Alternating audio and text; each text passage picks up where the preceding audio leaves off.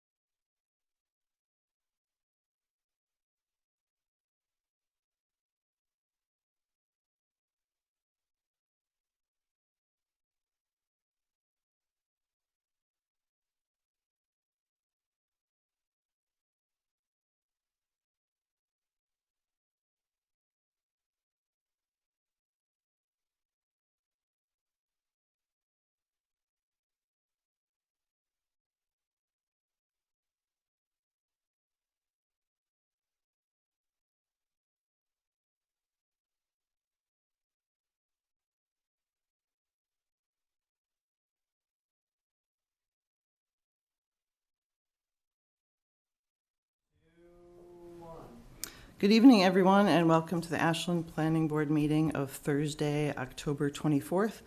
A reminder to everyone that the meeting is being broadcast and recorded. So first on our agenda tonight, well, is the call to order, which I will do at 7:18. And next we have the clerk's report. Kate? Thank you, Madam Chair. We have received 5 correspondence to the planning board from the last meeting, since the last meeting. 2 of those are other boards or committees in town, so I'm assuming you'll respond to them. Mm-hmm. And then I think 2 of them will be, it's a specific response will be town planner, and then one that is sort of our regular, the clerk's response. Okay, just keep letting Peter and I know when there are things that don't seem to be taken care of or ask us to. I know you do a good job keeping on top of that. All right, great. All right, next on our agenda is public comment, since we do have a lot of people here tonight. I do want to say that this public comment session is just for general issues of the planning board. There'll be a whole separate public comment issue on the public hearing. So this would be for things that do not have to do with MBTA or the other issues in our agenda. It's just for general public comment. So if there is any general public comment, we will take hands online or in the room. You would come to the microphone, and I will limit that to 1 minute per person, assuming that everyone is actually coming for something on the agenda. Do you see any hands, Peter? At this current time, there are no hands. And just to all members online and/or all residents online, please note that you do not have the ability to unmute yourself. And so when there is a time for a public comment, we're going to ask everybody to raise their hand online, and then we will move through public comment in an orderly fashion. Okay. All right, then seeing none, we will move on to the one public hearing we do have tonight, which is the opening of the MBTA Communities Bylaw. Peter, I will turn it over to you to kind of officially open that public hearing. Excuse me, yeah, sorry. Thank you. So tonight, the planning board opens the public hearing regarding Mass General Law, Chapter 40A, Section 3A, which is also known as the MBTA Community Zoning Law. So in accordance with the provisions of Mass General Law, Chapter 40A, Section 5, the Ashland Planning Board will hold a public hearing on Thursday, October 24th at 7:15 on the proposed amendments to the Ashland zoning bylaws and Ashland zoning map. The subject matters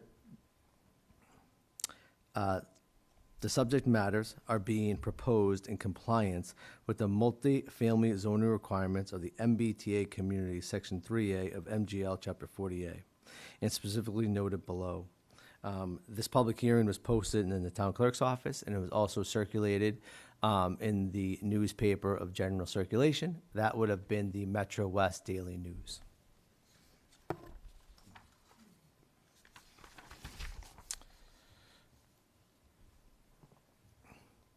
The proposed zoning amendments and zoning map amendments are available at the town clerk's office by appointment during the regular office hours and/or our Ashland MBTA Communities website through the following link. That link is listed on the agenda, and it was also in the public hearing notice as provided.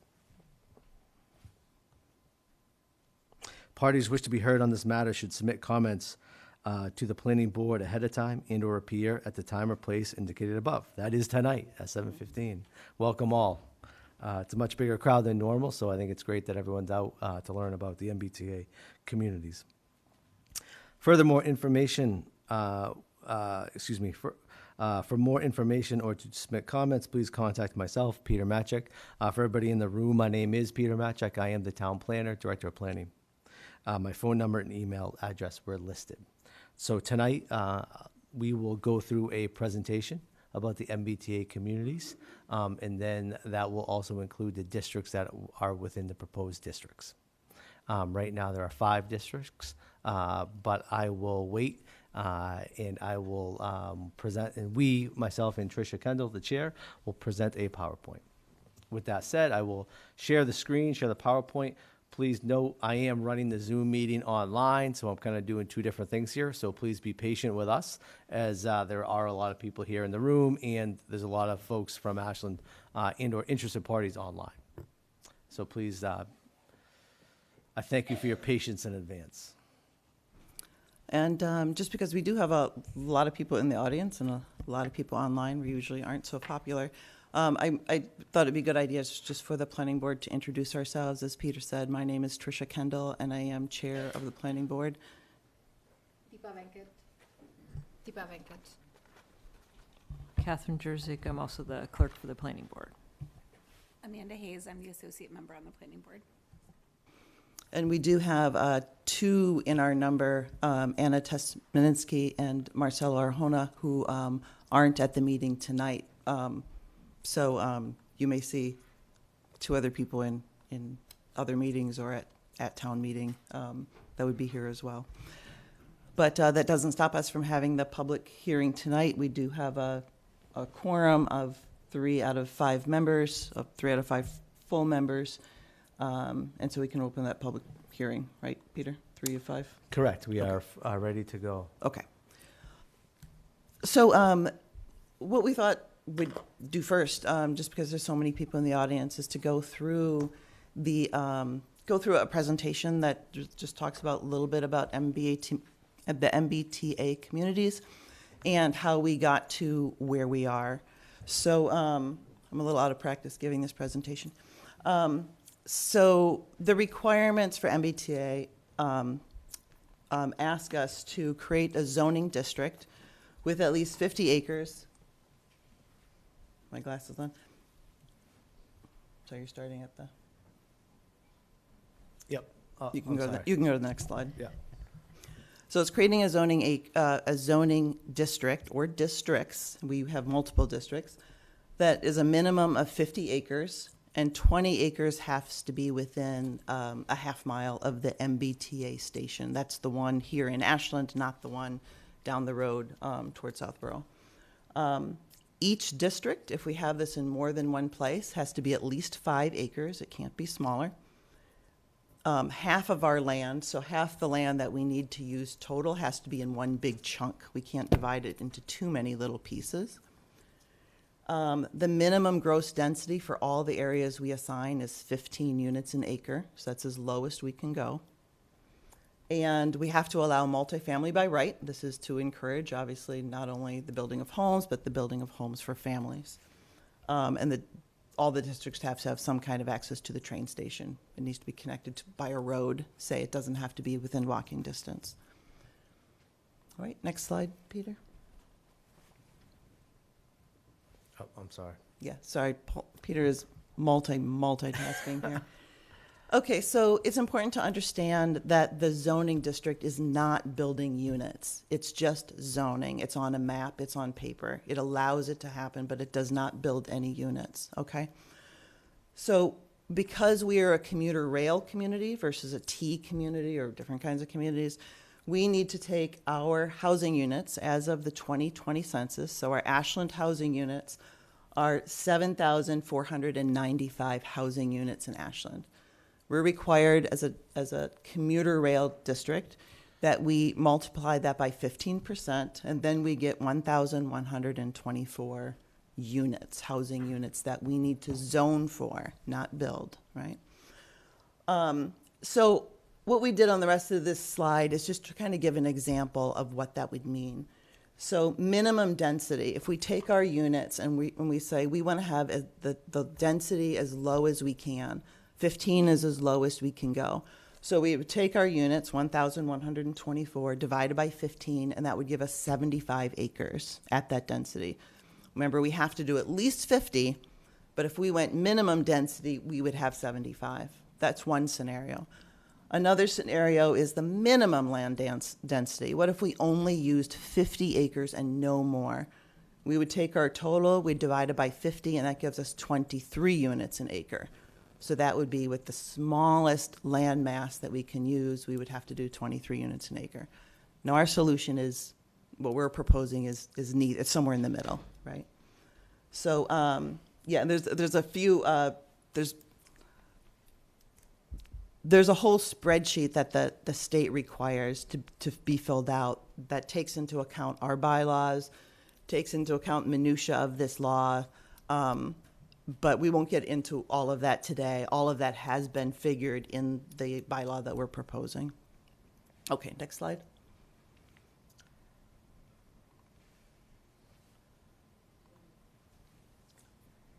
Okay, so it's just, I'm just going to go through these quickly. There are certain areas that we cannot exclude, that we cannot use in our bylaw.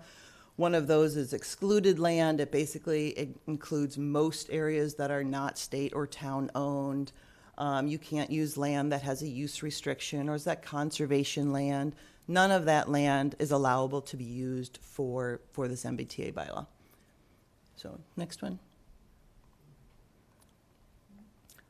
The next one is sensitive land. You actually can use the sensitive land if we wanted to as part of our zoning district. That would include flood zones and farmlands and things. And obviously, we didn't want to do that. We don't include any sensitive land in what we're proposing. And this next one is trickier, the density denominator. It's hard to even get into what that means, but it's just it's some lands that you can count for in your total land area, but you have to take them out when you deal with the density. We have very, very little of these in what we're proposing. You can see that some of those, so that would be the orange area, and you see that some of those overlapped with the green area and overlapped with the gray area. They're just areas that in general you don't really want to use. Again, it came into effect very, very little in what we were doing, and then the state spreadsheet, the assistant town planner really worked on that a lot. Alvaro Esparza, Correct. and he was the one that got into that detail. But we don't want to. It doesn't affect us much, and it's not land that we use. So we'll just go on to the next slide.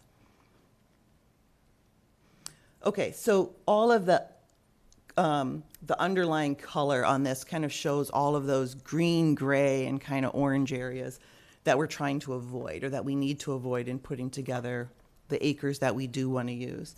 And I want to say when we started this process, I think about a year ago, the planning board and the select board together decided to form a working group to start looking at this law in detail and how we would approach it in Ashland.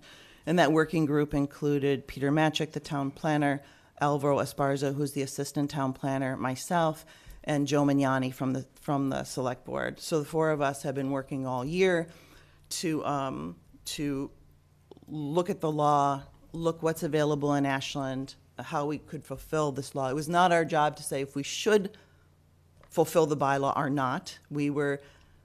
Our charge from our two respective boards was to find the best way that Ashland would comply with this. So that was the charge given to our working group.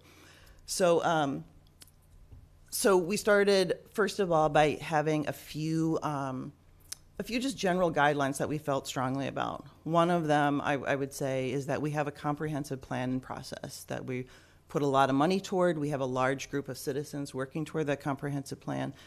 And our group of 4 people did not want to make decisions for Ashland. We didn't want to make decisions that should be made as part of the comprehensive plan process that we all get to vote on, right? And that includes a much larger input group than ours. So we were very sensitive to that. We also decided that we have a lot going on in Ashland, as I'm sure you well know, as far as housing and other changes. We wanted to use what Ashland has already been doing. Ashland has already been building housing and permitting housing. And we wanted to use that as much as possible, which we are allowed to do by the state, and to use the land that is already in process for housing. Again, because we didn't want to make decisions that should be coming out of the comprehensive plan process. This just has to come first because the comprehensive plan isn't going to be done for a little while. So the working group has been working that way. We've had several forums, 2 before the spring town meeting, and then 2 other ones in the last several months. We've met at various times between the planning board and the select board to give them updates, to give the larger group updates and get feedback. And finally, we landed at the bylaw that we're going to talk about tonight, which several meetings, a couple meetings ago, the planning board also went through it in detail. So the properties that you see up here, there's A, B, C, and D. Oh, so and F and G. I don't really want to talk about F and G, but there's a few parcels on here that. Sorry, this is from an earlier presentation. There are several parcels we decided not to use for various reasons. I can. So, but let me just go through what. Yeah. Well, we don't have one. Oh, yeah, we do. That's Yeah. just okay. Yeah. It's, I can also bring up the map. well, don't we have the one that if we go forward, don't we have this slide about the ones that we actually just are using? Mm-hmm. Okay. Yes. Okay. So these are the ones.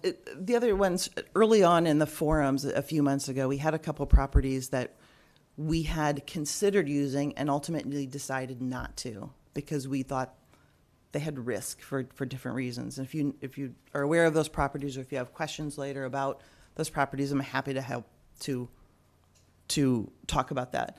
But what I really want to talk about is what we're actually proposing in the bylaw. So these are the properties where we're actually working on. A is Cirrus, right? It's already built. There's already housing on there, but that doesn't mean we can't use it. So the Cirrus land mass takes up that at least 50% of the land that we're proposing. That's our big piece, right? The other ones, letter B, you can see kind of right in the middle of the map. That is 100 Chestnut. Oh, Cirrus, I'm sorry. It's up Memorial Drive, like 135, by the Dunkin' Donuts, by the train station, and it's the development at the top of the hill. So you can't see it from you got to go all the way down Memorial Drive to see it. That's right. And so it was built in. That you can walk down to the train station. Yeah, you can walk down the train station from there. Sorry. Are you saying that it's what's already there and already allocated, no addition to it, no build out, just already what's there and built, it counts? It's okay. So the units don't count. We're not counting units. We're not counting built units. We're counting the potential of the land to hold the units. So in these properties that I'm going to talk about, the state would consider them empty, like just empty land, as if whatever was there was just gone, right? Just empty land. That's what we're looking at. It's just land. It doesn't matter what's on it now. Okay? Make sense? Okay. And that's why it's just a zoning thing and not a building thing. So A is Cirrus, and please do reach out with questions if something like that comes up. B, kind of in the middle of the screen there, that is 100 Chestnut Street. That is by the Avenue of the Americas, and it is currently in construction, if you've driven by it, right? So that's that. C, right down in the corner there, that is 501 Pond Street. The planning board, that is right on the edge between Valley Farm and the mini golf, right? There's a piece of land there, and the planning board approved a project there about 2 years ago. So the planning board in 2020 approved a project on that property, and that was for 120 units with 25% affordability. Right. So there's an approved project. Nothing has been built on it yet. Then if we go back up, you see E, again, kind of near Cirrus. That is kind of this little skinny strip of land, and that includes Burnham's, and it includes basically Connect Church, that land along Pleasant Street. And then you can see F, that is 10 to 60 Main Street, the mill buildings. And so those are our 5 pieces of land that we decided to use. We could have put it all in one. We could have put it in more pieces, but these are the ones we felt good about. Yes. Only as it relates to MBTA, as it relates to the bylaw, because that's what we're in a public hearing. Okay, Porter, I'll wait, I'll hold off because it might come up. Okay. Nothing, again, just to remember that for the MBTA bylaw, for the MBTA for the state, they consider that land empty, as if that it doesn't matter what's there. Okay? All right. If we go back to the presentation. I'm sorry, folks.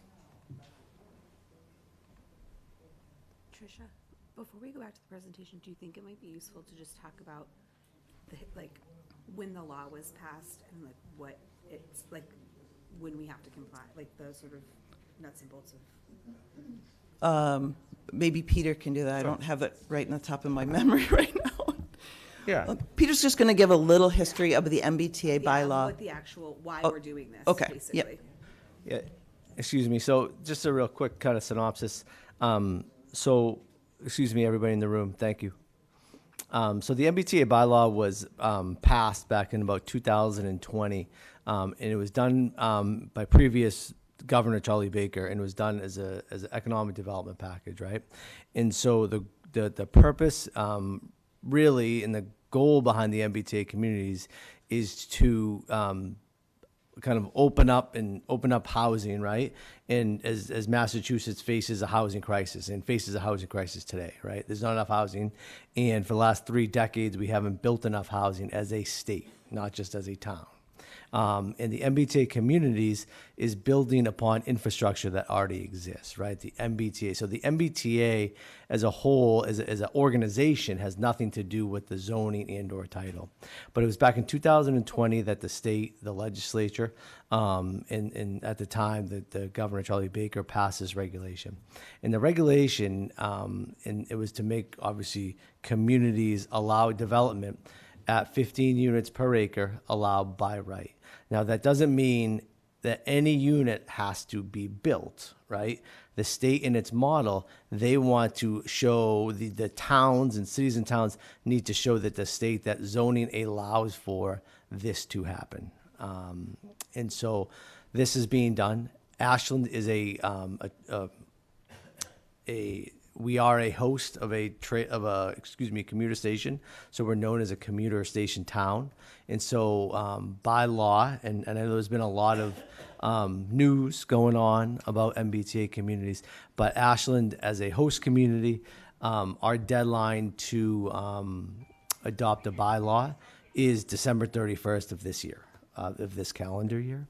I can tell you, and this is maybe a little bit of a sidetrack, but Tricia and myself and Joe Mignani and Alvaro of the planning office were working. We did have a bylaw put together leading up to last spring's town meeting. We did not move forward with that because we wanted to see really what the situation was going to be in Ashland at the time and closer to the deadline. And we did know that there was these 240B housing developments that were coming, and there was talks of that. And so obviously we kind of held back a little bit. I can tell you this bylaw was put together to take advantage of existing housing in Ashland and housing that has already been built and or permitted, number one. And it also looked to gain compliance. Ashland, and really the other thing to note and to understand is that money is at stake for communities, right? If one doesn't adopt, right, at this point, the state is going to withhold funding, such as grant funding, and with that, that can be or could be a consequence. So that is the matter. Excuse me, I see your hand, and we're gonna open this up for public comment at a time, and we'll let everyone come to the microphone and speak. So thank you. For context, what the law does is say there are different tiers of communities, right? We're a community that hosts a commuter rail station that's different than a community that is adjacent to a community or near to a community that has a commuter rail station. It's different than a community that has a T-stop. If you're very, very close, if you're Malden or something like that, right? They have different requirements. So Tricia walked through what our rules are in terms of density and acreage and all of those things. The sort of rules, it's a puzzle. It's a puzzle that Tricia and Peter and Alvaro and Joe have been working on for a year. And the rules of the puzzle are different depending on what type of a community you are. So we're dealing with the rules that Tricia mentioned about, what the minimum density is, what the minimum acreage is, what we're allowed to split. The rules in other communities, depending on whether they're an adjacent community or a T community, are different, right? And so we're playing with the rules of an MBTA commuter rail community, and I think it was just helpful to sort of give that context. I just have one comment. Peter, I'm not sure everyone knows the term by right. Maybe we should just explain that briefly. Sure. So the term by right is it's going to be allowed without a special permit, right? In zoning, when you dig into zoning, a lot of zoning throughout Massachusetts, and I say throughout the Commonwealth, a lot of towns use this special permit, obviously, as an avenue, right? And so with that, the state is mandating that all development within an MBTA zoning is allowed by right, that no special permit needs to be granted by a granting permitting authority, which would be the planning board, and in some cases, the zoning board. And so that really, in theory, is as I would probably say, is one of the cornerstones of the MBTA bylaw, is that this development has to happen by right. Now, planning boards and towns have the ability to go through what's known as site plan approval.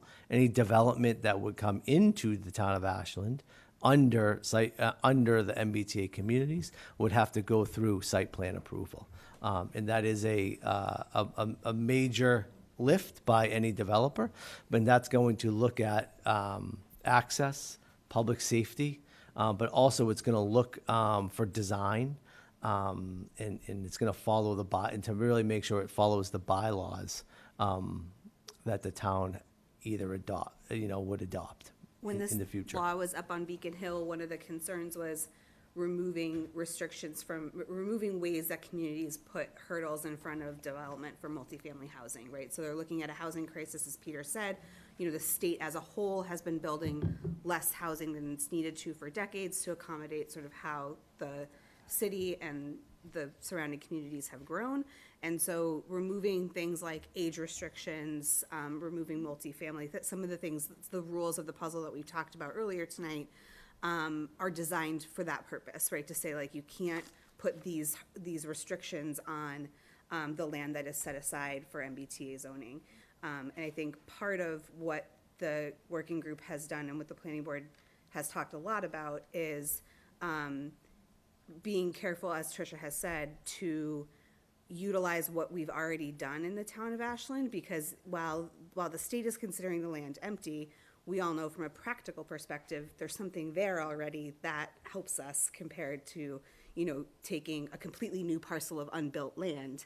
And so when we're talking about these parcels, they're, almost all of them are either permitted or built. Yeah, so, Could you clarify the mileage that the zoning property needs to be from the state? yeah, do you want to go back to that slide? Yeah, Just I can the one that shows the 5 I can clarify properties. that, yeah. Yeah, and I just wanted to say thanks to the board for jumping in with things. I'm so deep into this that sometimes I can't see the forest through the trees. So if you have questions, please, and something isn't clear, please let us know. So if everyone sees E on A and sees that black circle around it, that identifies a half mile from the station. I can say that 40% of the total land area has to be within that half a mile radius, and 40% of all total units would have to be within that radius. Because the town built Cirrus, right? Cirrus is a 398 unit apartment complex, permitted in 2016, built in 2018. I believe occupancy permits were issued in December of 2018. That land area is 28 acres. That is a huge piece, and it's the key cornerstone to making our calculations work in Ashland. But that is the regulations. call for having 40% of the total units and 40% of the total land area within that half a mile circle of the train station. Okay, so if we can just, if people wouldn't mind just letting me get through like what our proposal is, do you have a? Yes, I have a problem. The 100 Chisholm Street, distance from the station is 2.5 miles. Well, this is the circle that was given to us by the state. But you said 5. Within a half-mile radius. Yeah. For 40% of Yeah, what we use. right. So we're allowed to use parcels outside of that circle, but 40% of what we use has to be inside. So that's where Peter was saying that Cirrus is such a big part of that, because that is inside. Right, so everything doesn't have to be inside the circle, right? Just some of it has to be inside the circle. 40% of the total area. What's the percent of Cirrus by itself take? 28 acres. So it's a little bit over the 50% margin, which is another rule that we had to look at, right? So the state regulations, right, call for half of your district has to be contiguous, glued together, right? Which is a huge piece.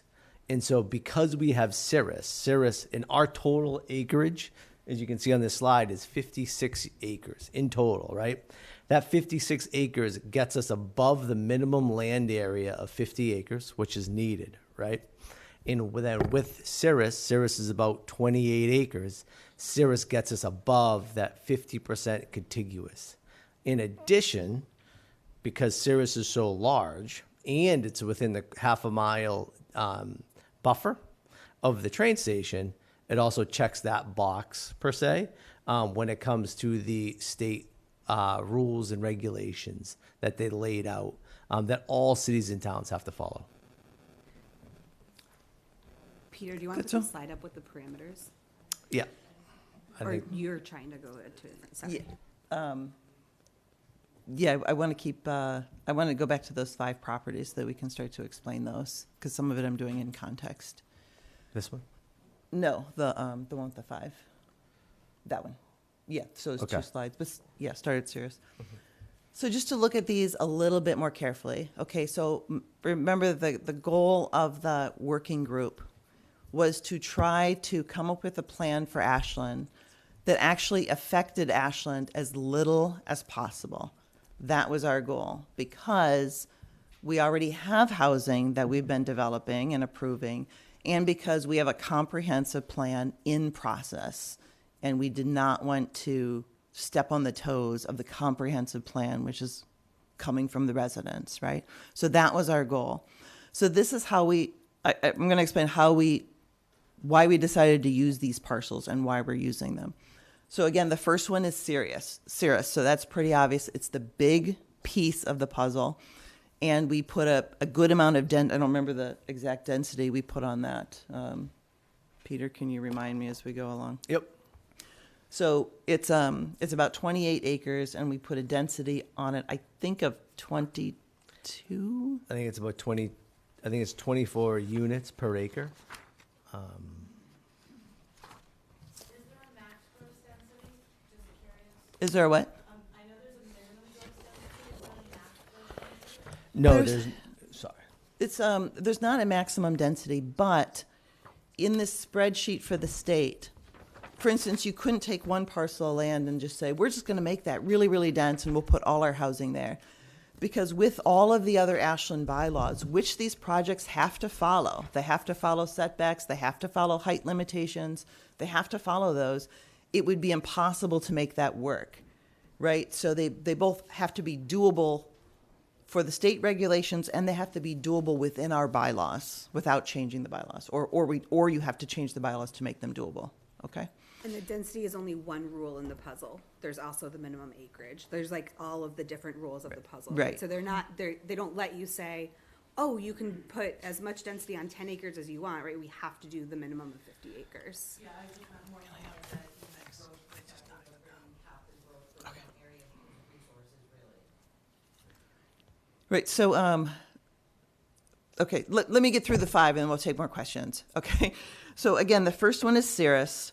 And that one is units, remember, it has to be a minimum of 15. We can't go lower than that. That one will have a density of 21 units an acre, right? Area B, which is along Pleasant Street, remember from Burnham's through Connect Church, that area we put at a density of 15 units an acre, the lowest we could have it. The reason we thought that would be a good property to use is that it's inside the circle, right? So it gives us some land inside the circle. And actually, the bylaws that we already have in place, the zoning that's already in place in that parcel already allows multifamily housing to be developed at a greater density than MBTA is asking for. So that's within our bylaws right now, right? So we're not giving MBTA anything because someone could already do it. It's already in our existing bylaws. All right.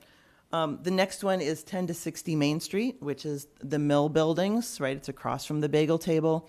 It's one of the sites of the 40B project. So we wanted to use this because it's a pretty big landmass. We have that set at 15 units an acre. Now, this is a whole separate thing from the 40B projects. This MBTA bylaw and the 40Bs that we will be dealing with very shortly in Ashland, they're two totally separate things. But we decided if housing is going to be going there, and sooner or later something will go there, a project was before the planning board even a year ago, we wanted to be able to keep it, we wanted to be able to use that land in our equation. So the current proposal that will be in front of the Zoning Board of Appeals for that 40B project sets that density at 36. It's actually 31 units per acre. 31 units an acre. Yeah. We've set ours at the minimum at 15 units an acre.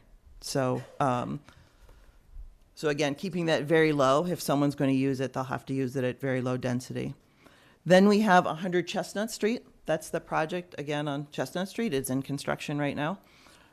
We set that density at 30 units an acre, which is basically a very similar density to what is being built right now. So we're keeping the density. That building is already going up, and we basically match the density that was already there. Trying to use what we have for our density. And just to note, that development is 174 units and 10,500 square feet of commercial, just for facts in the conversation.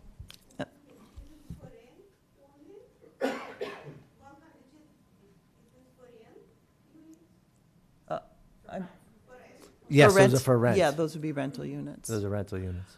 And then last is the 501 Pond Street. That's, I see, again, the one between, so that parcel actually includes Valley Farm, which is 369 Pond Street, and includes the empty lot next to the mini golf, right? So at the very end of Ashland. So it's those two properties that are included in C. And that density is set at 22 units an acre.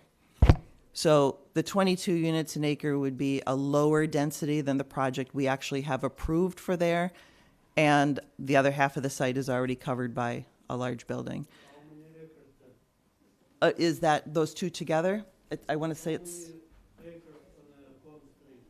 So just 501 Pond Street is about three and 3/4 acres. And so one of the rules in the MBTA zoning... Excuse me? So let me answer your question first. So that Pond Street, 501 Pond Street, is about 3.5 acres per se, right? One of the rules in the MBTA zoning is that a district has to be a minimum of 5 acres. And so what we had to do is we had to glue 369, which is a recently developed project that we see that we're making the assumption that land use will most likely not change because that's a very successful business at the residents at Valley Farm, and the 501 Pond Street, which is a permitted project. And what we did is we did not match, but we brought down the density at 501 just above what they would be allowed to do by right. Because we do already have a permit there for 120 units which is also what that permit also includes is 25% affordability, which is a positive thing for Ashland and the Ashland subsidized housing inventory, which right now is below the state mandated 10%. So as we go, so those are the properties we were going to use. Okay. Well, maybe I'll take some. Okay, no, that's fine if you need to. Yeah. What we want to do is to, well, obviously answer any questions. We want to make sure you guys understand what's being proposed. But what we were trying to do with the proposal is to use land that's already built on with housing, land that is already have approved projects on for housing, and then to, look at in the case of Pleasant Street, adding on what we need to get to the finish line kind of here to get the units that we need. But again, in order to change Ashland as little as possible. So our theory is basically that it's highly unlikely that that Cirrus will be torn down in order to build something else, or that 100 Chestnut Street, which is currently into construction, will be torn down to build something else. So we're trying to use what we have, since we have already been engaged in housing in Ashland. Before I take more questions, Peter, this is since this is a public hearing, the typical process on a public hearing is that you do need to come to the mic and state your name and address. And we've been very lax on that, but in order to be recorded properly, that's typically what we need to do. I don't know if we have a loose microphone that sometimes we have those in the room. So how you doing? So we do not have a loose microphone in the room. We're gonna have to ask everyone to come up to the microphone and state your name and your address, and then you can state your question. I will also take questions online, so I will kind of volley back and forth between online and in the room. So just please be patient with us as we try to listen to the statements, to the questions, and then try to get a response. So and then if people want to come to the microphone, the bylaw online, which we can also put up here on screen, should be hopefully, after hearing this explanation, start to be a little bit more self-explanatory. It's fairly concise for a bylaw. There's a lot of definitions. That's the whole first page. But really it talks about dividing our responsibility into 5 sub-districts, which I've named, and then to describe, to have a chart about what are the setbacks and things for that district. Now, all of the setbacks and the numbers in there are taken from the bylaws as they already are. So the only thing we're looking to put on here is a density, which is required by the MBTA. We're trying to use our bylaws as they stand, so the decision about what to do in Ashland comes through the comprehensive plan process and not through the MBTA process. So, Trish, I have one thing. Please. So all of this is our current zoning stays, and the MBTA is an overlay. that's right. So Yeah. So our zoning is getting a little complicated in Ashland, and it would be nice to straighten it out in future years, maybe after comprehensive plan. But this is an overlay district. So the MBTA district sits over everything else. And developers can then choose, like for instance, along Pleasant Street, the first overlay district is industrial, right? That's our old zoning. So if someone wants to come and put a factory, I guess, along Pleasant Street, that's the underlying zoning. I don't think anyone would do that. On top of that is what's called ADDA. It's our Ashland Downtown Zoning District A. And that allows for a whole different set of uses that are more applicable to a downtown area, some businesses and housing and things like that, right? This would sit on top of all of it. So that a developer doesn't have to follow MBTA. He or she can follow any of the zoning that's applicable to that spot. So we're not changing any of our underlying zoning. We're just putting this option on top of it. But this option on top of it has to pay attention to the underlying regulations. And going back to that theory of this isn't saying that units have to be built, it's just saying what's allowable.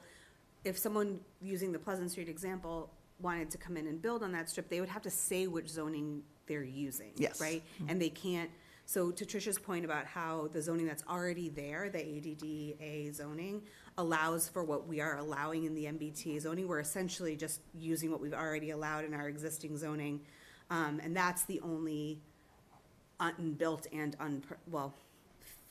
not completely built and not completely permitted parcel that we've proposed.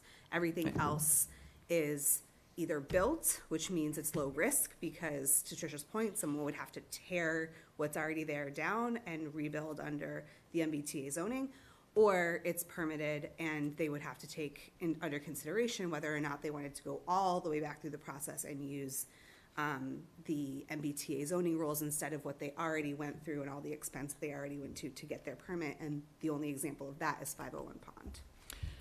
So do people have, there were questions out there. Please don't be shy about coming to the microphone. You just need to state your name and address. That's just formality for these kind of meetings. And I just want to make a note for anybody online, please raise your hand and I will call on you and then I will click to allow you to unmute yourself. So with that said, I see one person in live at the podium. So please, Miss, step forward and state your name and address. My name is Kimberly Lentros, and I live at 79 Hilldale Road. And I just want to say thank you, and I really do appreciate the position that you're all in trying to make this happen in the best way possible. I just really appreciate that up front. A question I do have, so I don't understand. I lived in Hopkinton 20 years ago, and at that point they were talking about 40B, and they were addressing their 40B. And with all the development that's happened in the last 20 years in Ashland, how did we as a town, why are we still below the 10% minimum? Because I know that it's a 10% to 25% for municipalities. And I'm just curious, between the units that have been built over the bunch of years, which is why wasn't percentages sort of taken along the way instead of it being a big problem all at once to try to catch up? So does that make sense? Yes, but those percentages that you're talking about the 10%, has nothing to do with the MBTA. These are two completely separate things. Well, so you were talking about how I'm just curious because some of the units, as you were talking about earlier, were about the 40B and the percentage. So it's a density thing. They overlap in a little bit, which is right, what but you. So I apologize if the question's mistimed. Right. No, what we're doing is comparing. What we're doing is comparing what the MBTA would allow to go there and showing that we have made a significant effort to make it very much lower than the 40B would be putting there. But we have no control over that part of the process. It's not related to the MBTA process. I think that's a common point of confusion, though. So 40B is a totally separate law, right? That's been on the books for decades. Sure. MBTA communities is a very new law that's from 2020, right? And so they have totally different requirements. The requirements around affordable housing that's a very, very long sort of story as to the 40B answer. I think it's important, though, to clarify to Tricia's point that the only consideration of 40B as it relates to MBTA zoning for us is that a 40B came in on a parcel that was potentially advantageous for us to use in this proposal. Pond Street, right? No. Oh, that was the one that you had cited earlier. I apologize. No, it's 1060 Main. It's the mill building, which was before the planning board last year. So help me understand then the comment that you made earlier regarding 501 Pond So let me Street take this. 40B. Let me take this. Thank So you. So I understand where you're going. Thank you. I think I can say this. I can't speak for the town for the last 20 years. Sure. Right. I don't think I can do that. I can say is that Ashland, as it's developed, right? The town of Ashland has allowed, has within the developments, right, has built in 10% affordability, right? So it's kind of keeping level. There was no ground gained within that affordability, within that 10% number, right? Okay. Previously, I would say there was two developments. One was approved as a 40B, and it's in litigation, right? So the town lost its count on that. Well, we haven't really discussed that. We're not taking that into account. That's a development which was kind of abutting Cirrus. But to your point of the 501 Pond Street, right, is that the town of Ashland gave a special permit and a density bonus, right, to allow 120 units to be developed through a special permitting process, right? 25% of those units are going to be affordable, which is a pretty good permit, right? But that project was never moved on, right? And so right now it's still vacant land. The permit is still live, right? But with that, we want to protect that permit at 25% affordability, right? Right. Because with a 40B and with 25% affordability, the town gets to count all those numbers onto the town's subsidized housing inventory, right? So that's how you get those big jumps within that percentile, right? And so that's what we're trying to protect. We said, hey, there's a pretty good permit. We wrote it, and that's going to give us a pretty good bump towards that 10% goal. I can't go back and speak to the town to say you should have done. You can't live in the past, right? But to the point is, over the last 20 years, there's been a couple 40Bs, right? The last one that was developed is Ashland Woods, which was, I believe, in about 2014, 2015, if I'm wrong. That was 66 units, right? And since then, there hasn't been any 40B development. But there's been other development in the town of Ashland. Right. Ashland grew, by a fact of the census data, Ashland grew by 10% from 2010 to 2020. And that's adding units such as Cirrus, Legacy Farms, the Lanterns development. And so there was many things that have happened. Also, Ashland was also booming within subdivisions, since the 2000s. There's been a lot of subdivisions. Subdivisions at Ashland did not have any inclusionary zoning built into them, right? So those were all market rate housing. And so, yes, we are kind of trying to pick it up a little bit. And that's how I can answer your question.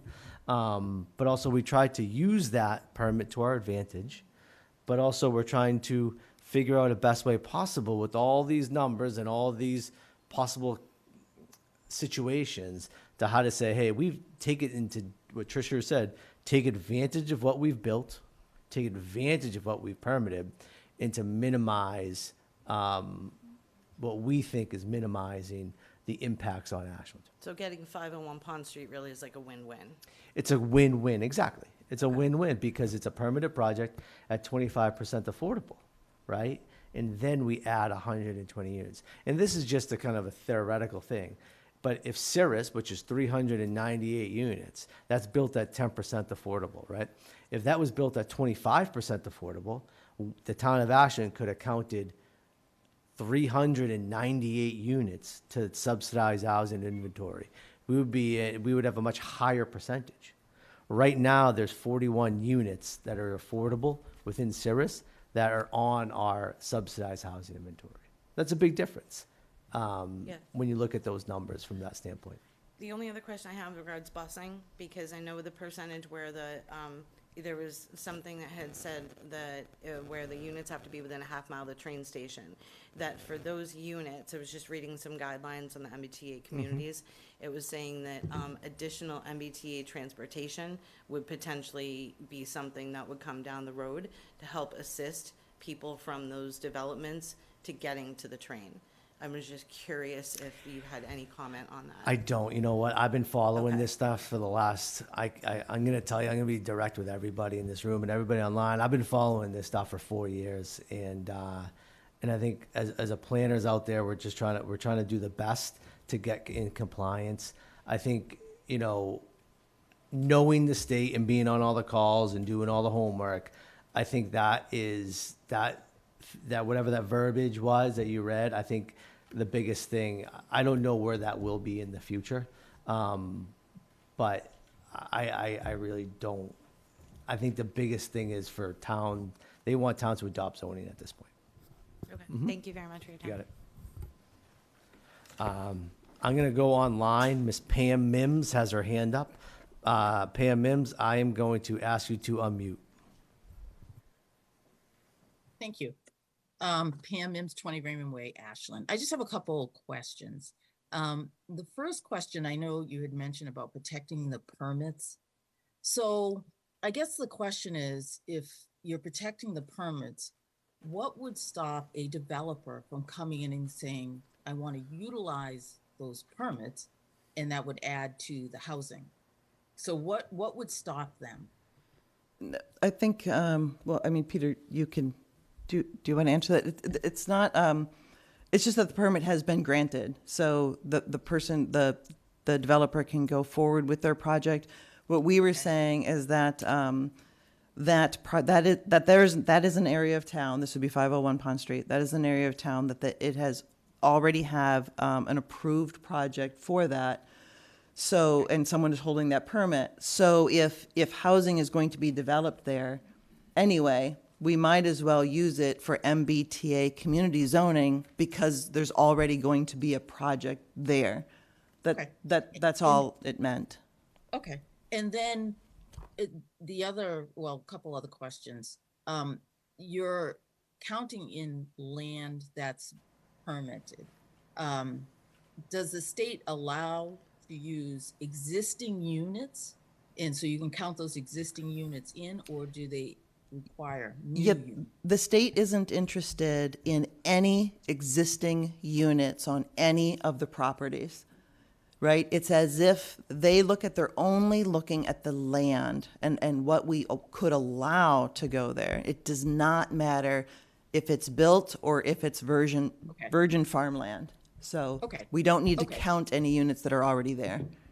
Okay, but you can count those, as you were mentioning, because they're already there. No, we pretend they're not there. We're just comparing what we're doing, and maybe this is the confusing part. We're comparing what we need to be there, or what we need to count in zoning as a theoretical problem, and we're comparing it to what's already there or already permitted to see if they're about the same. Because remember, we're trying not to affect change through the MBTA. Change is going to come through other things, but we're trying not to affect it through this zoning. So we're using it as a comparison to say, okay, Cirrus has this. How can we make it so that we're using that land without overburdening Ashland with something else? Does that make sense? Okay. Okay. All right. So it's okay. And then the last quick question is, say, and we'll go back to Pond Street, say a developer came in and said, I'm going to develop that land and any other land that's necessary for this particular MBTA zoning. How is the town going to pay for the additional units that are added in? I mean, the resources are stretched now. And how's the town going to pay for those existing resources or new resources? What do you mean? How does that? You mean what do you mean? What is the town going to pay for? Well, the town's already stretched with certain resources like water and sewer, right? Just some basic resources. So now, if you're going to add in, you're going to lop on more units. Say a developer wanted to develop Pond Street, so now you're going to lop on more units because there's going to be new units added here. I mean, it's great that you're going to try to use whatever you can use, but we all know, looking forward into the future, there will be units that will be added. The town is growing. So right. So the town. So I look at it and say, is the town going to have to increase the taxes to pay for those additional resources? Well, in terms of 501 Pond Street, there is an active approved project for 501 Pond Street that was approved and went through the planning. Took about a year to go through the planning board process, and I think we approved that project 2 years ago. Right. So at that time, we did look at water and sewer and all the other things for that project. So in terms of our study, we're assuming that kind of that project is built. And so we're going to count it towards MPTA, even though it's. So Pam, to your point, like a developer has already come in and wanted to develop that land and put a project before the planning board, and it went through the entire project and it was approved, and they hold that permit. They can break ground when they want to. That's all. Right. That's all set. And so when we're talking about what we allowed in the bylaw and the density, the strategic consideration was how do we make this not more favorable than what they already have there, so as that there's not an incentive for them to sort of scrap everything that's already been done, right? Right. And so that's the strategic consideration in all of what we've put and what the working group has assigned on the densities And it's the same for anything that's already built, right? Because it's much less likely that something that's already built they're going to tear down, as Tricia has noted. But the theory is always like, okay, well, let's say someone did just want to go crazy and tear down what's there. Let's make whatever the MBTA zoning is not more favorable to them than what already exists. And so that's what's been done in each of these parcels, if that makes sense. I think what I'm just simply trying to point out is that any additional units is going to tax the town resources. And I look at the big picture, how are we going to pay for this? So that's all. It's just a comment. You don't have to answer, but that's just my statement and what I'm saying. So. Thank you, Ms. Nibbs. Thank you. I'm going to come here back into the room to the podium. Mr. Mark Dessoni. Mark, I stated your name, but can you please state your address? Mark Dessoni, 119 Main Street, Ashland. I have 2, maybe 3 questions to ask about this. First question is, how much did the state get involved to talk in Ashland to go for their guidelines?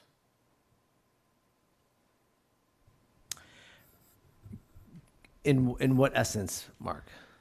Well, through the guidelines that say from the state to show that they are good for housing, because there's a housing shortage, they were saying, what was the guidelines given to get the talk started?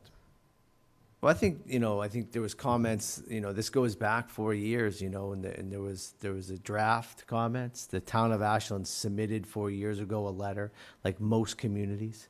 Then the Department of the EOHLC, which is the Executive Office of Livable Communities, they issued the guidelines. So Ashland is one of 151 communities within, I would say, Metro Boston that have had to use the same guidelines and the same rules of the road to try to figure out how do you apply these to Ashland and to any other community.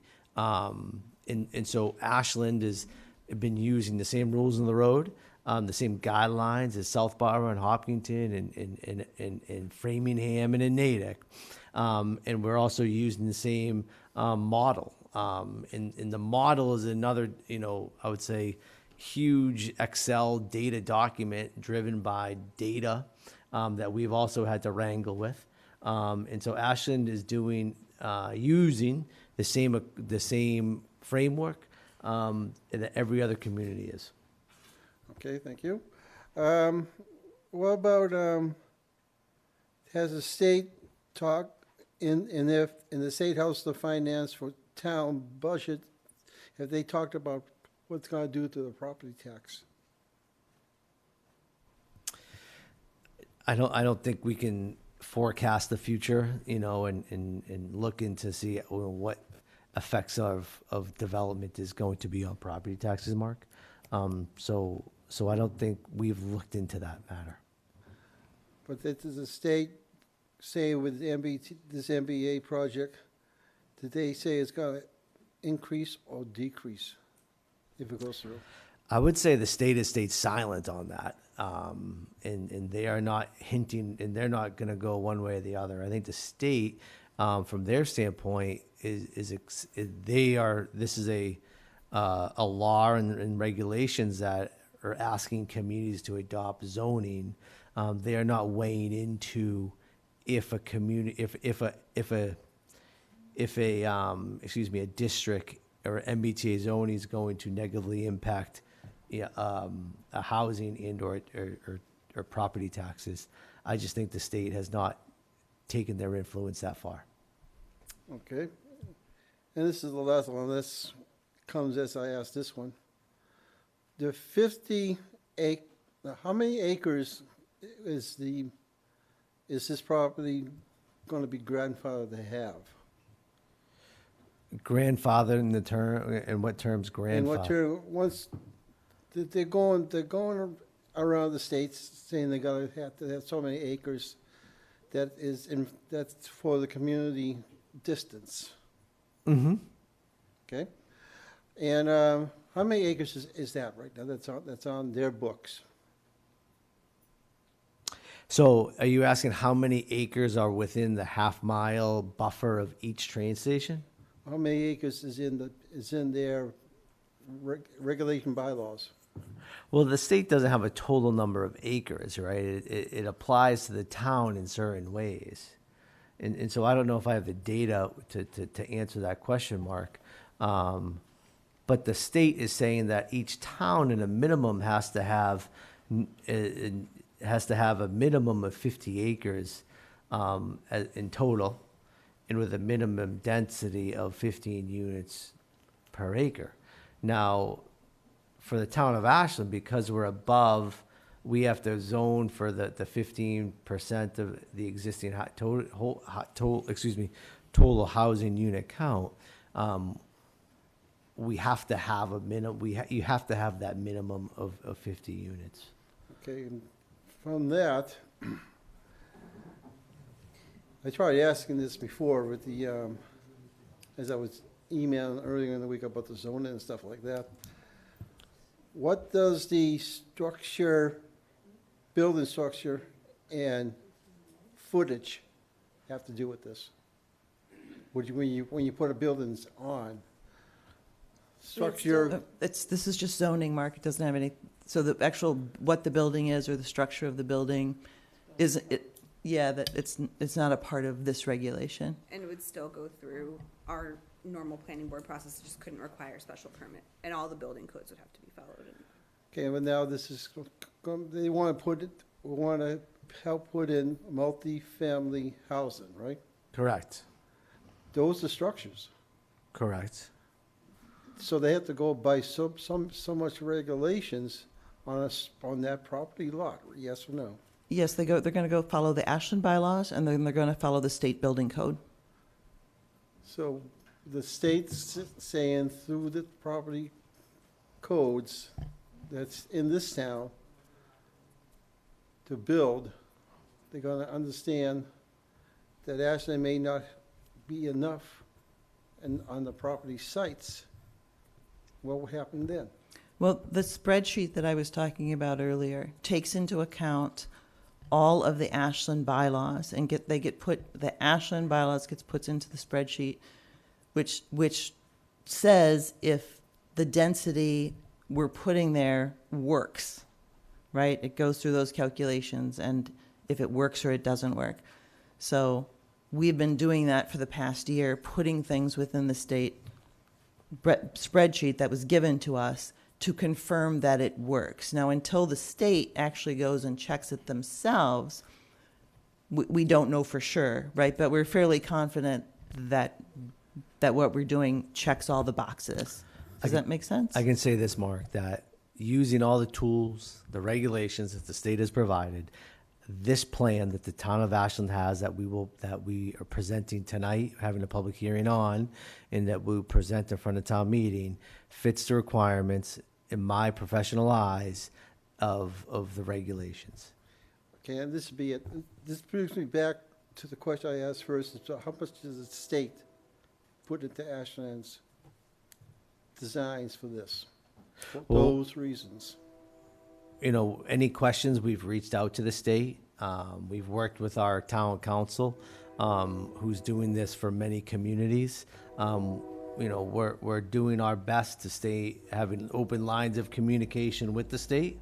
And we believe the model that we have, with the 5 parcels that we have, with the total acreage and the total units, meets the requirements of the state.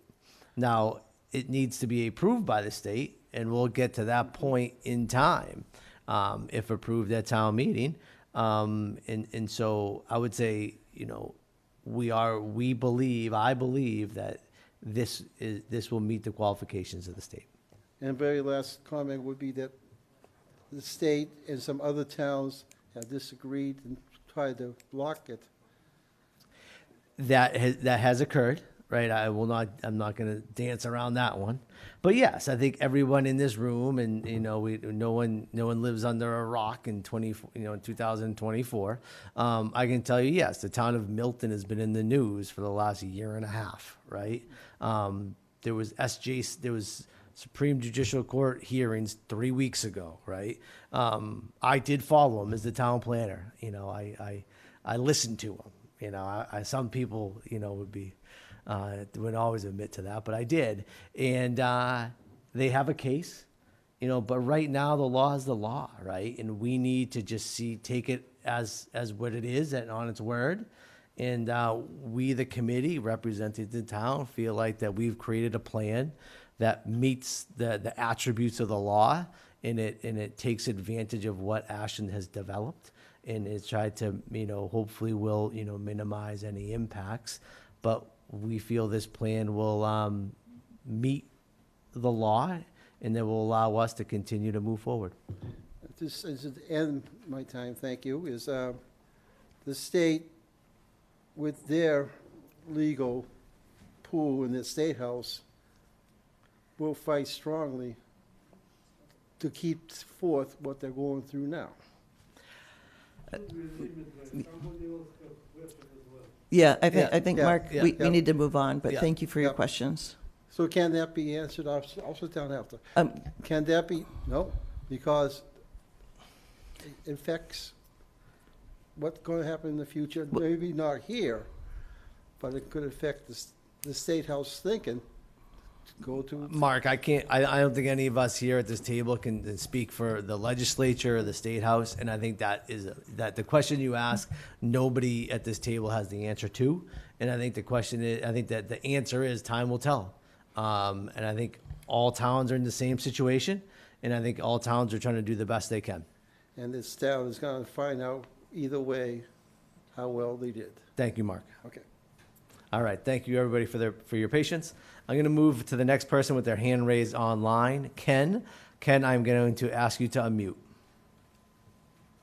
Thank you very much, and I'll try to, I'm just a little confused, so I just have a couple of questions. I want to express my appreciation for the work that the team has done with the creative efforts to roll in the projects that have been developed and in process. But my assumption is that the original intent of whatever law was passed by Governor Baker was to actually create places that will be developed. And so my question is, with all the work that you've done, and you know, at some point, my assumption is that the state or the NBA district or whoever is going to make those decisions could turn around and say, open those lands for development. And they basically we're committing at some point that land could be developed, maybe will be developed. And it's probably going to, even though they follow our bylaws and so on,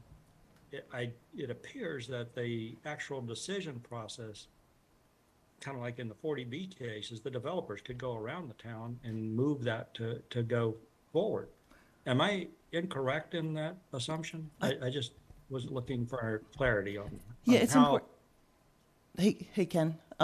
It's important to remember that that this is a zoning exercise, and in fact, most of the areas of the 5 areas, most of the square footage that we're putting forward is already built. There is already buildings on it that would need to be torn down in order to build something else. And these aren't small little cottages that are there. It's not a small neighborhood being torn down. It would be tearing down major buildings, which would be very expensive in order to put up another very expensive building, which is part of the reason we did what we did, to make that process as unfinancially viable as possible, right? Which the state allows us to do. They are okay with that, with us using what we already have. So, I'm not, does that answer your question? Not quite, because Okay. I think we've been able to, I don't know exactly, I'm trying to figure this out, but if we had something like 50 or 60 acres, whatever the final calculation was, and the buildings occupy half of that or something like that, is there not a possibility that they would come in and just say, you have to completely, allow people to build out the rest to meet the original intent?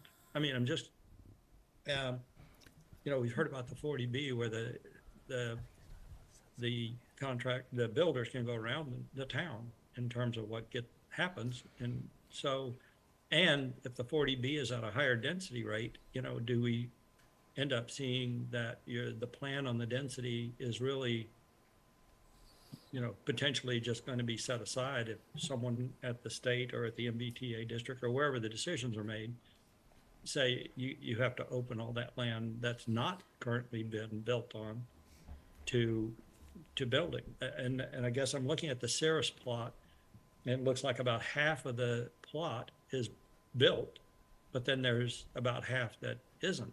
So could that just be a state decision that has to be, to turn it over to the contractors to go ahead and build? When you're talking about the Cirrus plot, that half has been built. The Cirrus, and maybe it was confusing on the drawing that we were showing, because there was another area of color around Cirrus. But the Cirrus area of the 28 acres, it is built. It's built with buildings and parking lots and some low garages and pavement, and so it is built out. Yes, is there some areas probably of buffer and setbacks, as there are on all of our properties? Yeah, there are some setbacks and things like that. But there isn't acreage that's just empty. The surrounding acreage is not a part of this of Cirrus that we're looking at. That was actually a parcel we decided not to use in MBTA. And the I was state just looking doesn't at the have. diagram. It had A and D. My This- assumption was A was Cirrus and D was available or whatever, empty. B is, so I That think might be my. the my other misread note of is that the diagram. state doesn't But- have, the difference between 40B and MBTA zoning is that the 40B process, the town has very little involvement, right? The MBTA zoning law is still an Ashland zoning law. Like, the state is not gonna come in after if we pass this at town meeting and the state agrees that it meets all of the parameters that they've set out, for the MBs to meet the requirements of the law, of the state law. Once that happens, the state's no longer involved in anything that sort of gets built using that zoning. It's the same as any of our other zoning, so it would just follow all of the, as Tricia said, all the existing Ashland bylaws.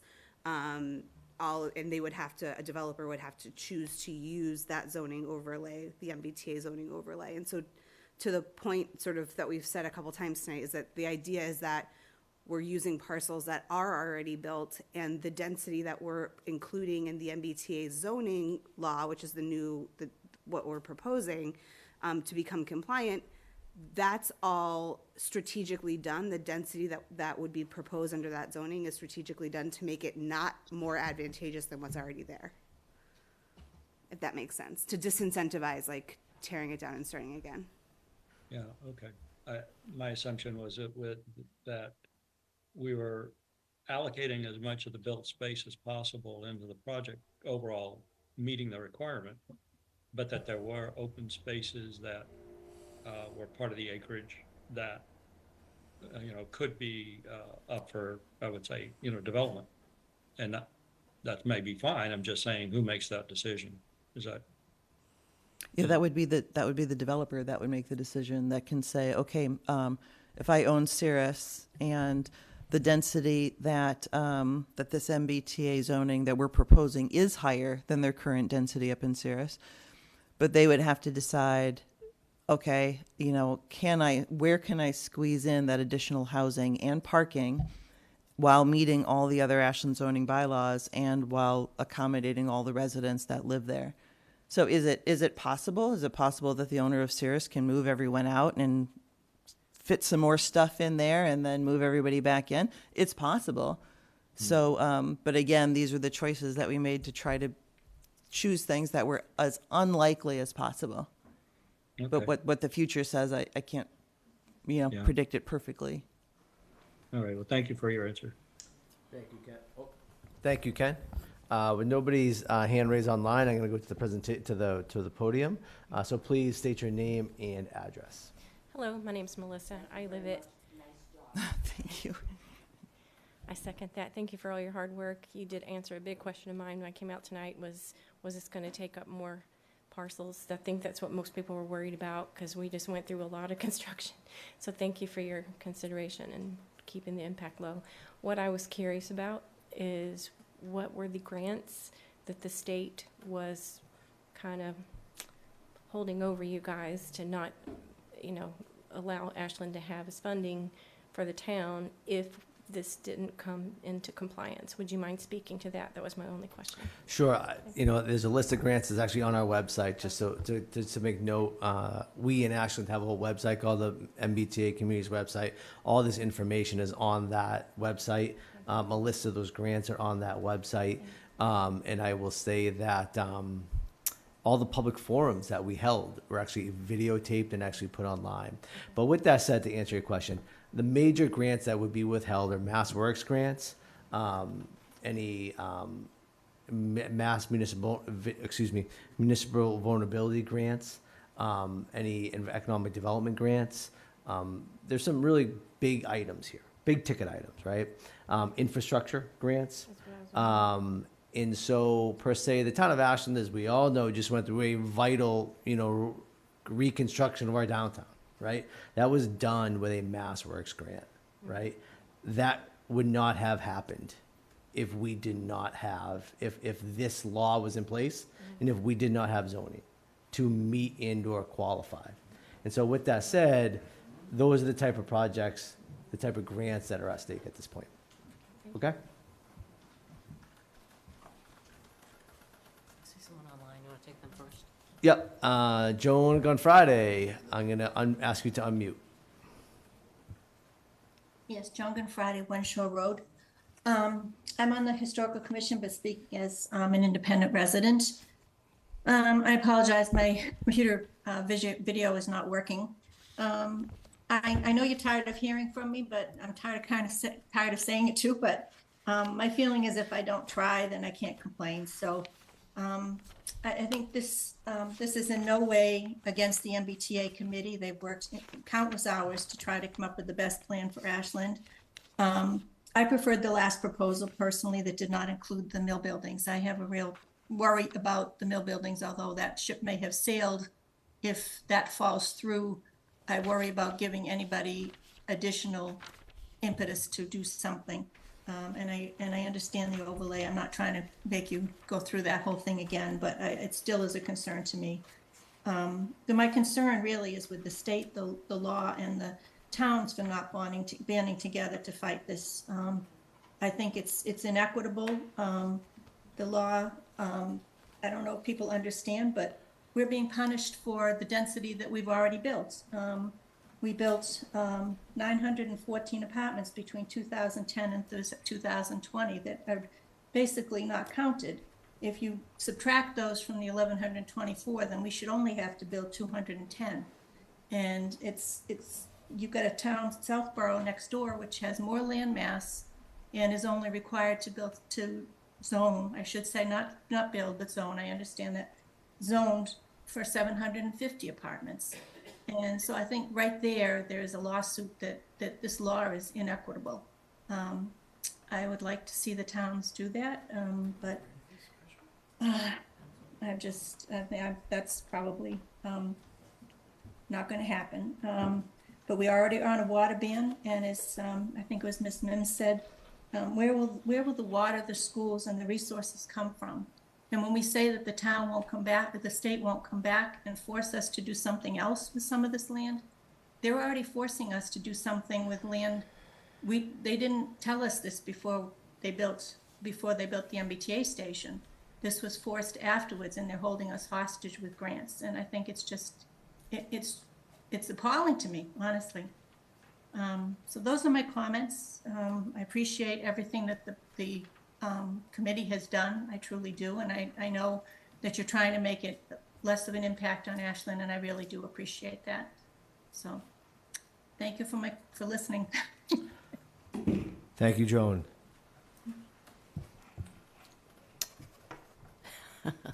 Hi, Paula Parker, 415 Captain Eames Circle. I appreciate all the work that you're doing. I know it's not easy. I spent 10 years on the Pond Street Project Working Group. A noble mission. The pay stunk, but it's a noble mission, and I'm happy to see that Pond Street is coming to fruition.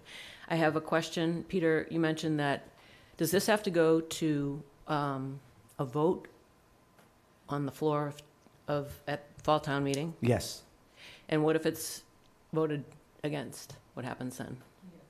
What if residents say, we're giving the residents an opportunity, the state's not giving residents an opportunity because this is a mandate. I happen to agree with Joan in that it is quite draconian, and the punishment is like a mafia-style enforcement. If you don't comply, we will punish you. That aside, what happens if the residents of Ashland say, no, we're going to exercise our right to democracy, and we're going to vote no on this? Then what happens?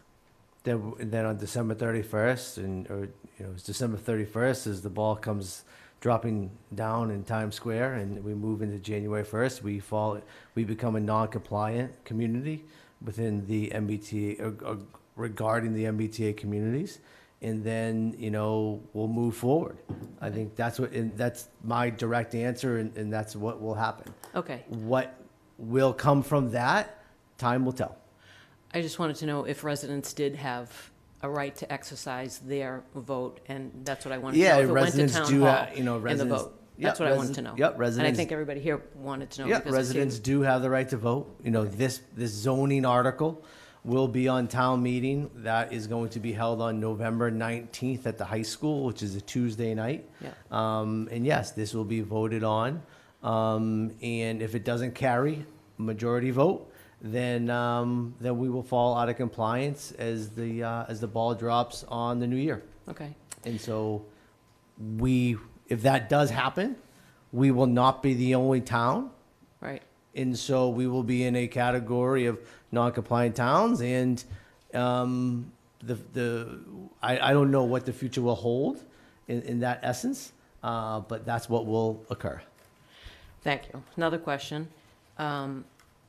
During a hearing, I believe it was with Wind Development, the project didn't move forward, but the owner of Wind Development mentioned that developers receive subsidies from the state for these kinds of projects. Is that accurate? If it's accurate, what is the percentage that a developer would receive on a larger project from the state? I do not know, Okay. to tell you the truth. So Is that FOIA? Is that FOIA information? no, Do we know? Typically, no. It's not FOIA. No, I do not know when a development comes, I do not know, and nor is a part of the planning board application to know and understand the subsidies that one gets from the state. Okay. Because I do not know. In my essence, my question would be to the developer. Right. Is there financing coming through the state? Right. Are they going to the state UHLC? Right. Are they going to the, mass development or mass housing, excuse me, right? Quasi-public-private development. I don't know where those mortgages are coming. I don't know where the construction, that's not really part of what the planning board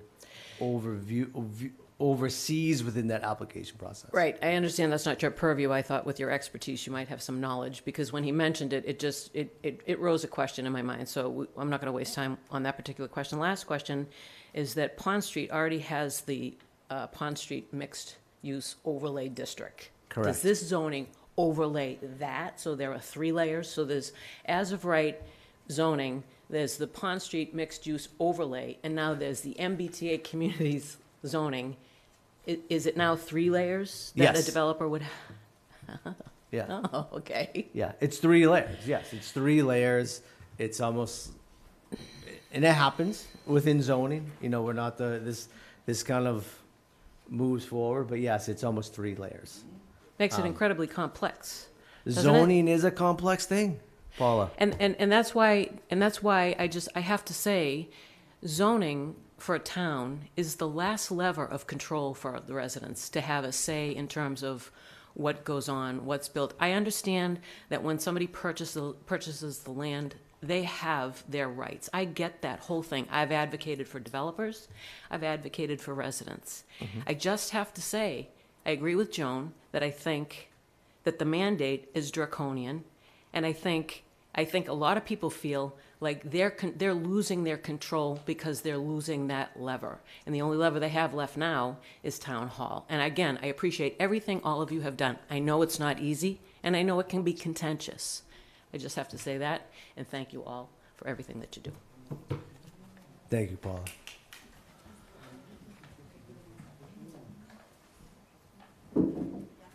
Please, yeah.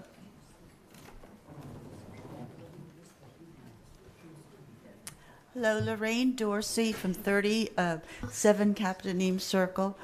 So I just wanted to know whether you think it's the reason that all these towns along the railroad have this mandate on them.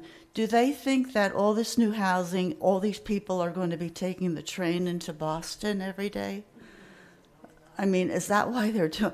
Because I'm sure there are people in Wayland and Sudbury and Sherburne and other towns that also, they drive into Boston. So shouldn't they have some mandate to improve their housing too? Yeah, so all those communities are part of the part of what needs to be done. So do they have a mandate about how much housing they have to add, how many units? Mm-hmm. Yeah. Sherburne and Wayland and. Yep. Is it similar to ours? Yeah, so I can show you this map right here. I'll bring it up. So this is the state's MBTA communities map. You can see right here. Yeah. And it lists MBTA communities, community categories. Here we are in Ashland. We are a commuter rail community. We house a commuter rail stop. Framingham, Natick, Wellesley, Needham, Denham, Westwood. I'll just read a few. Southborough, Westborough. These are all commuter rails. Adjacent small town. Yeah, but what happens to all the ones in the yellow? All in the yellow? Yeah. They're called an adjacent community. And what are they have a mandate similar? Yep. I didn't know that. Yep. Well, I feel better about that. Yeah. Every one of these communities, right, that's on this map up here that you can see is dealing with the same matters that we are dealing with here in Ashland and across the board.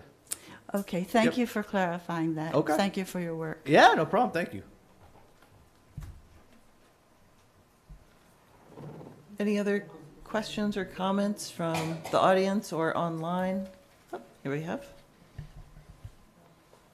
Good evening, everyone. My name is Peter Drucker. I live on Algonquin Trail, nearer to Pond Street. And we're talking about units, 1,124 units. How many people, in your mind, will assemble those units? Well, we don't. Average. I couldn't give you an estimate on that. I don't know what size these units are, and it's not my expertise to say that. What we have to keep remembering is that for a lot of those units, in a lot of those locations, the people are already here, or the buildings are already here, right? Like for Cirrus, it's already built, right? So. Okay, Cirrus is built, Pond is not built, Yeah. and some other area is not built as well. And never in your mind come questions how many people we add to Ashland community? Well, you have to remember that the mandate of the working group and to create the bylaw is about, our mandate was create a plan, create a bylaw that would allow Ashland to be compliant with the state law, and we put on it ourselves with the least impact to Ashland. That was our mandate, right? That's what we worked to achieve. So did we try to figure out exactly how many people that might bring in? No, because that wasn't, hopefully, maybe none, right? There might not be a single project that ever gets built under MBTA zoning. Right. Yeah, but we should go from the worst condition, not from the best condition. So Right, we need to be prepared. And my question is, if those 1,124 units, all of them are affordable units? No. No. How many percentage is the affordable units? 10%. 10%. Correct. Yep. Okay. Thank you. Yep.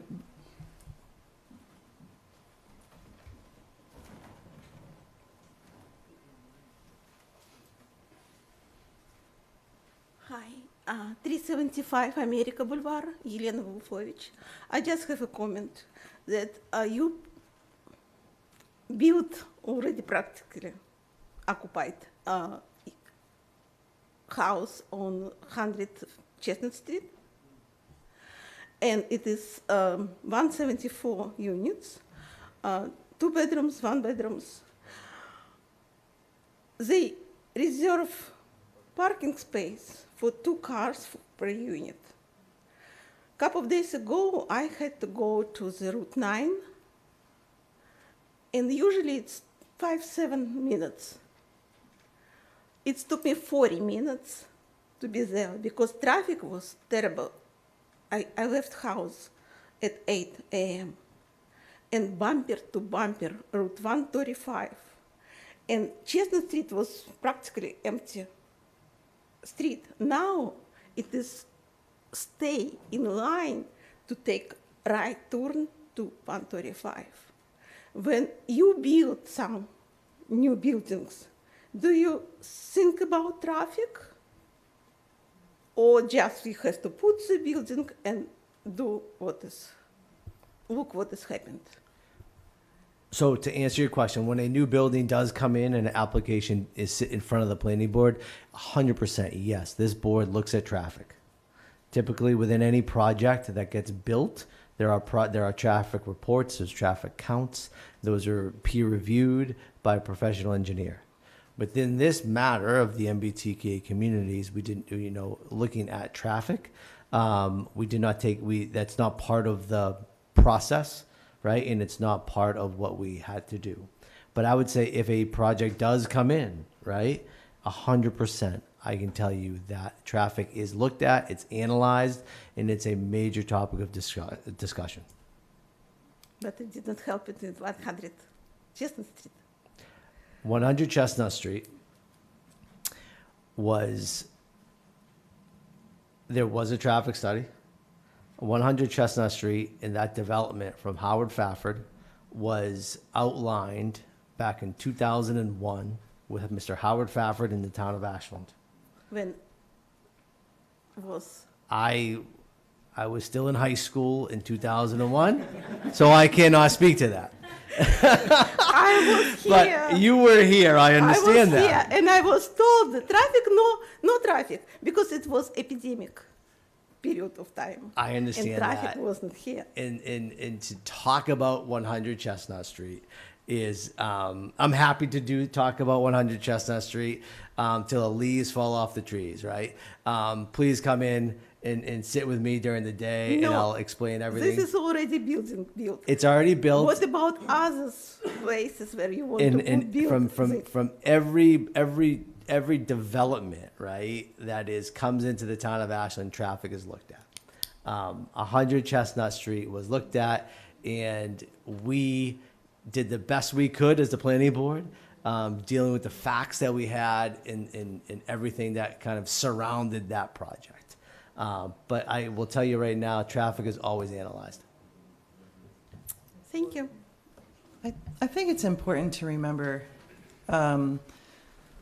that this whole MBTA communities law came about because the state, not just Ashland, the state is so short of housing, right? And it's not just actually not the state, it's across the United States, right? Starting in the housing crisis of 2006, 2008, right? When housing wasn't built. And obviously everyone has seen that on the news for a while now and in every news outlet, right? And we're also seeing it amongst ourselves and our friends and neighbors. Like, housing prices are sky high, rental prices are sky high because there's not housing, right? Young couples can't find a house. There's nothing to buy, right? So the answer from the state, not from us, from the state is we need more housing to bring housing prices down, to provide houses for everybody, right? So these laws then go on into place because the first thing communities do is build walls. Like, you can't build here, you can't build there, no multifamily here, not here, right? And pretty soon there's no place, you can't build housing anywhere because every community wants to do that, right? We want to put up walls and save Ashland for just the people who are already here, right? And everybody wants to do that. And so there's no housing. And so I think that's what starts to make, and I haven't been involved with the state, I don't know anything about that, but that's what makes these laws start to come into effect, that almost that everybody has to do their share. All these towns have to do their share, right? May not like it, but it's like our share. And the same thing about 40Bs. You know, it's like we don't like them. They go out of our control, even on the planning board, right? As hard as we work to try to make buildings that are good, it's out of our control. But it's a means for the state to say, towns, you can't build a wall around your little town and not build any housing when you live in a state. You know, we all live in the state. So we're on the tail end of that. We don't have control over any of that. We don't have control over 40Bs. We don't have control over what the state does. All we were trying to do in our little 4-person committee that reported back to the planning board and reported back to the select board, because remember there's the planning office and then there was one member from each planning board and select board working through this. We were trying to work through a solution, not about the 40Bs, but about the MBTA community that would put us in compliance so that we could continue to get those grants.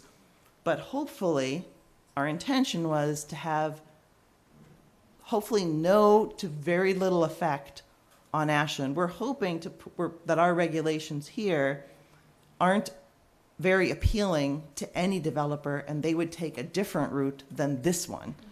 Because our underlying zoning in some cases already allows more than this. In other cases, the site's already built. You know, there's already something on it. And so yes, you see things getting torn down all the time, but generally it's not a Valley Farm, you know, community facility. No one's tearing down Cirrus and putting something else up. So it was very intentional. Can we predict the future? Might someone come and tear down Cirrus? I guess so. But we're putting our money on that is probably an unlikely scenario. And even if they do, they're not going to be able to build too much more than what they already had, right? That was our intent, hoping that as more housing comes to Ashland, and it will, i.e. the 40Bs, that things start to come out of the comprehensive plan as to where that housing should go, what it should be like, how we start to control it, how we start to build the infrastructure that we need to make that happen, right? We wanted that bigger picture level of thinking to come out of that bigger drive and to form this bylaw to kind of get us through without losing funding, without losing accessibility to grants, without putting in a lawsuit, which might be expensive for the town. I don't know how that works. That's not our, that part of it's not our purview. It's not what I was asked to do. So I can't really comment on it, but hopefully that's the way I see it from my perspective. Happy to have any, again, and that's my perspective, not of my board, but my personal perspective. Please. Sorry, we're going to have to leave, but is most of this housing going to be rental housing? So it does not say within the state parameters. It doesn't have to be rental. It could be home ownership, but it does not pertain. Would it most likely be rental? I would probably bet. So the ones on the board now, are they mostly going to be rentals? Yes. Because that doesn't give young people any equity. That doesn't give them a real start. We have like 9 grandchildren, and some of them they can't afford to buy, and they're spending all this money on rent. So it'd be nice to have small places that they can buy and build equity. So that was just my thought. I do not disagree. Would totally with agree. Yep. Okay, thank you. I think from the perspective of just sort of continuing on what Tricia was saying, we might not all agree with the actual text of the law that was passed and signed by Governor Baker 4 or 5 years ago. I think the committee has gone to great lengths to make a cost benefit sort of analysis to say, like, if whatever proposal we put forth at town meeting, the potential cost to Ashland is, because so many things are already built, right? Sarah's is built, it's a huge part of this proposal, it's rentals, but it's there. To Tricia's point, the idea of tearing that down, and there's not really a lot of incentive to tear that down and build something else under the way that the zoning, our proposal would work. I think the potential cost of losing these grants is potentially quite high, right? And so whether we agree with the law or not, or the background of the law, I think is neither here nor there. I think what we're all deciding is whether or not what the proposal we're putting forth for Ashland, what the cost benefit of that is. And there's a cost, to the question around what happens, if we vote that down at town meeting, if we become non-compliant on December 31st, we don't know what that looks like from the state, but we do know that they, in the text of the law, those grants, those Mass Work grants are sort of up for, we could lose them. And when we're thinking about that cost benefit, we're saying, okay, well, what could we lose if we pass it? And I think the committee's whole, to Tricia's point, the committee's whole theory has been, let's keep the impact of this to a minimum, right? A community could go and zone 50 undeveloped acres for this law, and they would be facing, 1,000 new rental units. We aren't in that situation in the way that we've structured this proposal, right? And that was very intentional, and I would like to say, as a resident and a member of the planning board, that I am really grateful for your and the committee's work in that way.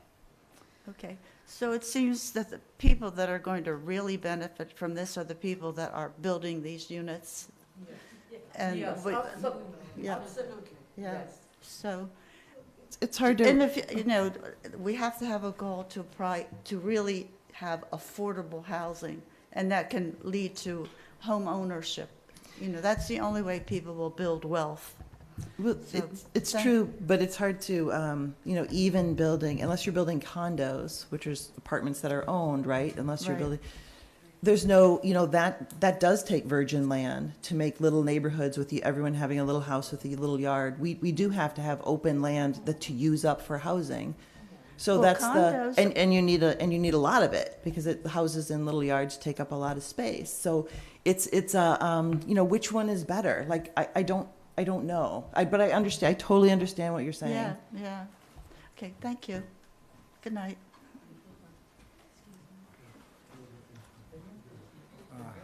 Hi, Michael Kesselman, 141 Algonquin Trail. I understand that if this project will go live, the number of units will be increased in Ashland, number of citizens of Ashland will be increased. What do you think about fire department, medical assistance, police assistance? Number of people going up, so it also should be taken care of. Is there any thoughts of this? I would just say naturally, as the population grows, so does the police force, so is the fire force. Right? By itself? Well, we all pay taxes, and it's new growth. Yes, it should. Is it part of the plan? I understand that you cannot plan for traffic until it's actually built. I think that's part of the comprehensive plan. What's going on right here is just looking at the zoning and what was tasked for us to do by the state law, and that's what we're trying to do. Okay, so it's limited only to one layer of zoning. Correct. Okay. And Thank again, you. when you're Thank thinking. you. By the way, thank you for a great job you're doing. Thank you. And just to note again with the things like, because we have those questions too. Well, what about the water? What about schools? What about, but every single community that Peter's showing on that map, they're all asking the exact same question. What about their water supply? What about their schools, right? So all the communities are asking that question, yet we still need housing, right? How do we answer that question? So. Yeah, just, and this is a state website. I'm happy to show it to you, but these are all the communities that have to go through it, So if you want to cherry pick, any community that's around here, you can kind of go on and really kind of go through it. I'm still stuck at B. I was looking to get to H. I apologize. Yeah, it's cities, it's not small Ashland. But it's it's every one of these communities, okay? It's Hopkinton, it's Holliston, it's Westboro, and it's Southboro. It's all the abutting towns, including Sherborne and Natick and Framingham. You know how many are non-compliant? At this point, not off the top of my head. There was a wave of communities that were approved last, I would say, annual town meeting session. I know there's a number of communities that have passed it and or teed up or slated to go in front of their town meetings. I know Needham passed theirs. Ipswich the other night did not. I know, there's other communities that do not know. I spoke to the planner over in Hopkinton the other day. They are ready to go. I thought I heard you holler. Okay. Oh, okay. Sorry. I talked to the planner the other day in Hopkinton. They have a plan they're going to move forward with, but they have it slated that they're on their town meeting this upcoming fall. Mm-hmm. Hi, it's Melissa again, 173 Leland Farm. Just about the offsetting cost, are the grants that you're hoping to keep online for Ashland, are they usually slated to try to help keep down the cost of infrastructure and taxes? Like, would those grants help keep us from having a jump in tax? That's probably something would be good to consider. Yeah, I think that's one thing to consider. I think, the grant, it's a large portion. Cities and towns are still trying to figure out, how it's financially going to affect them if it doesn't pass. I am a zoner. I'm a planner. I deal with the zoning. I'm not the finance expert, I would say, but the grants that are available, they make towns, obviously, yes. Do they keep taxes lower? Yes, because if a town wants to do something, right, and it doesn't want to take it out of its general fund, and it goes out and gets a grant to have it paid for, right, then that means we're not pulling it off our general fund, raising our taxes. Did the last project that we had downtown, all of that just happened, could you speak to that as an example? Did the grants that you had for that keep the taxes from going up? I can say this, the project that is in the downtown would not have happened without the grants. Did it keep our taxes down? Yes. Okay. Because we would have not, you're looking at this project in the downtown is about a $13 million project, give or take, right? We've received $8 million in grants, give or take, to help pay for that. What you see in the downtown is not cheap, right?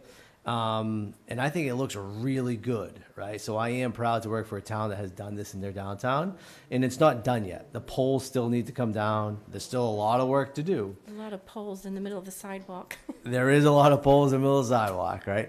But yeah, that's going to be done in time, right? And that's the next step. But this project wouldn't have been done without getting Mass Works money here in our downtown. Okay, thank you.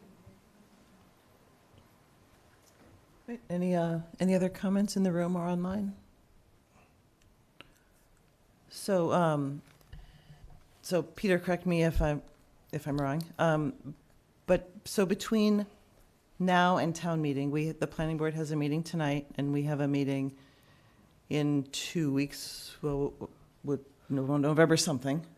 Correct. November something. It's 14th? November 14th 14th. is our next meeting. So before that time, the planning board needs to take a vote to either support or not support the bylaw as written, right? That is online, the bylaw as written, before it goes to town meeting. That is correct. So we can take that vote tonight as a board. We can wait and continue the public hearing and have a second public hearing in November. At that time, we will have to close and vote. It will be our only other opportunity before town meeting. So I'm just trying to get now comments from the board about after the discussion tonight. Obviously, we're still missing one member. What approach do we want to take?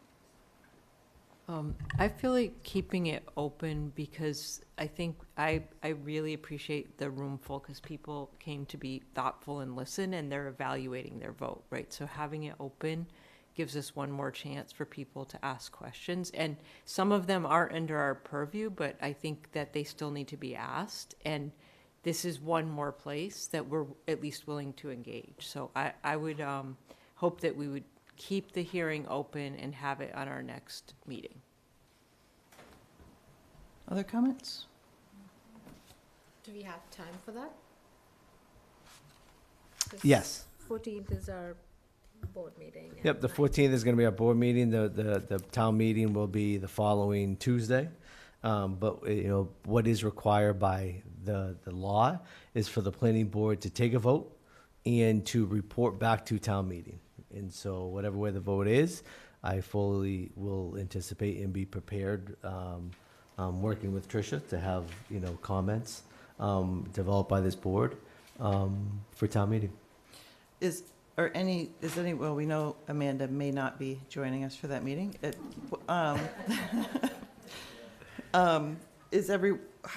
What do other people's schedules look like for November 14th? Like, this is 5 days before town meeting, because the other option is that because I'm wondering about, okay, let me ask that question first about schedules for November 14th. I would plan on being here. And we don't know for Anna, obviously. Sometimes her schedule changes quickly. Yeah, I would say we don't, but she's also careful she makes a commitment to come. I mean, same with me. Something could happen. That's why I'm saying I'm planning, but I think that we would probably know if she knew she wasn't coming. We're striving to get a vote with everybody on the table, right? We just need the quorum, I assume, but it would be. I'm sorry, can you say that again, Marcelo? I think we are striving to get every member of the board to vote, right? Mm-hmm. Almost as a message that we send to the town meeting. Or is it fine if, say, somebody's missing? We just have to have the quorum, right? I think legally for the process, we have to take a vote before town meeting. I think, so that has to be done. And we'll need a quorum for that. We need at least 3, right? What concerns me a little bit is if we continue this to the 14th and say, I don't see why we wouldn't have a quorum, but say we wouldn't have a quorum, would we then continue it until the 15th, or, you know, just some quick thing so we can get a. Yeah, you would continue it until you can continue it up until the Monday before. You know, Okay. It's a little tricky. Because we have to keep announcing the meeting. Oh, I don't want, then you're putting out notices, you know, so if I couldn't get, excuse me, I'm gonna pull out my phone. But theoretically, if you couldn't get a quorum on the 14th, you have to post a meeting for the 18th, which is the day before town meeting, to get it in, to get a vote. Correct. Yeah. So, and one more thing is that, so there is also a possibility of us kind of, and we haven't discussed, which we need to discuss, but if we want to take a vote tonight, we can still have a forum for questions and understanding and everything still on the 14th. We can still have that forum, which then continues to because this goes to town meeting whether we are in favor of it or not. That's correct. Right? So whether we vote for or against, it goes to town meeting, right? That's correct. Then I think there's no harm in taking the votes and having to be sure that we have the time to do it. I agree, and if we want the public engagement, we can always keep it on the agenda as a forum rather than a public hearing. Yeah. It will just not be a public hearing, but think we it's a can nice let people talk. compromise. I would call it a public forum. Yeah. for an informational session Yeah. on the agenda and then keep things moving. I think that's a nice compromise if there's quorum tonight, because it This- feels risky. It's a win-win. Guys, you need us in your discussion? You are free to stay, but you can walk out on us at any time. Is any one of you will change their mind in 1 week or 2 weeks, what you already have in your mind? That's a good comment. Thank you. So I guess maybe you should run for planning board. So I mean, I guess the question goes out to the board. I mean, I know how I obviously am voting. If people feel confident, if we can go ahead and do that. I'm a little leery about the tight deadline. The 5 days before makes me a little nervous, Just and don't for see- what reason? I don't see any reason why to put us in the predicament that something goes wrong. Mhm. Nothing's gonna change, and we keep the conversation open for anybody that wants to ask questions, so there's no loss. So I would be in favor of voting tonight. I feel the same too, that's why I asked you right at the beginning. It's November 14, too close for Mhm. that. I'm good to vote if you're. Kate, yeah, I know you would rather wait, but, I mean, that's fine. okay. All right, so I'll take one last call if there's any questions from the audience, any public comment or online. Chris Grishka, live in Baldwin Circle. Looking at the proposal, it talks about the sub-districts, and it says it falls, like A falls in the rail transit district, but the map and that coloring to show that it overlays Cirrus as built, like, is that part of this? I didn't see where that's part of this, and would that trip up people at town meeting thinking all of the rail transit district, say, gets this overlay? We'll have, I can tell you, we'll have clearer maps if that's tripping up you. We'll have clearer maps for people to review at town meeting. But like it was stated today, it's more of a layer, and it is not rezoning the whole district. But I myself will make sure that there's better maps for the public to view, so there's no misunderstanding. Okay, Thank you. Yep, thank you. Ms. Joan Gunfriday, I'm going to ask you to unmute.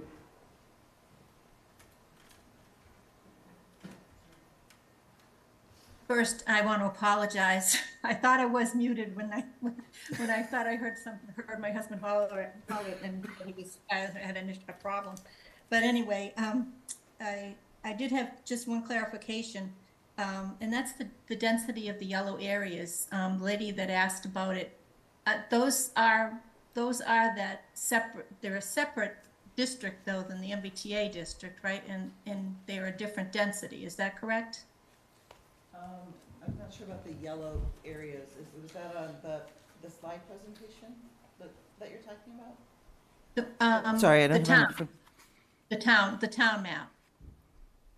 Right, so the yellow areas, was that on the slide presentation where I was showing the 5 areas? No, Or- no. Okay, the proposed zone. The state law. Oh, okay. Oh, 1 minute. Oh, we're talking about the state stuff. Yes. Okay. Right here? Yes. Uh-huh. Okay. So the green is the real MBTA towns, and the others are lesser.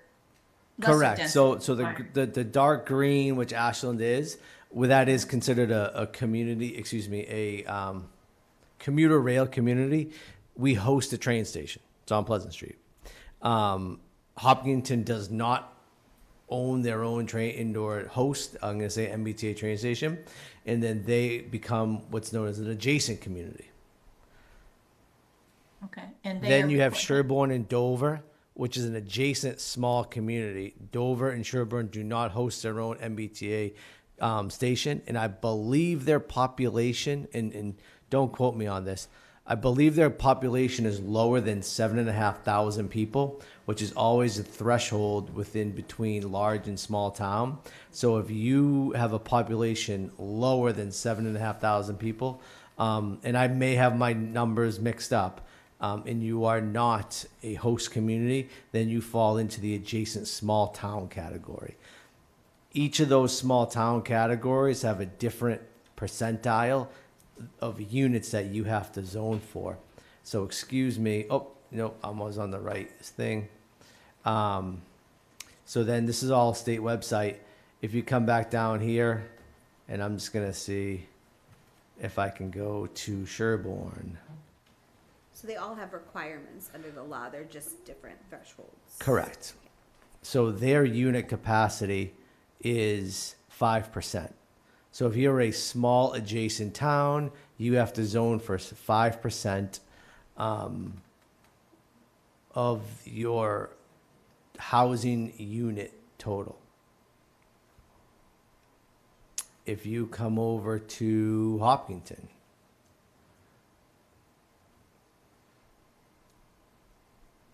so Hopkinton is an adjacent community. Which is interesting because they're within like 100 yards of an MBTA station, basically. Yep. But they're not technically an MBTA town. So here, their land minimum is 50, and their minimum multifamily housing capacity. So they have to zone for 750 units. That is 15 units per acre with a minimum of 50 units. That's what Hopkinton has to do. They have a total of 6,645 houses. Now, if you come to Ashland,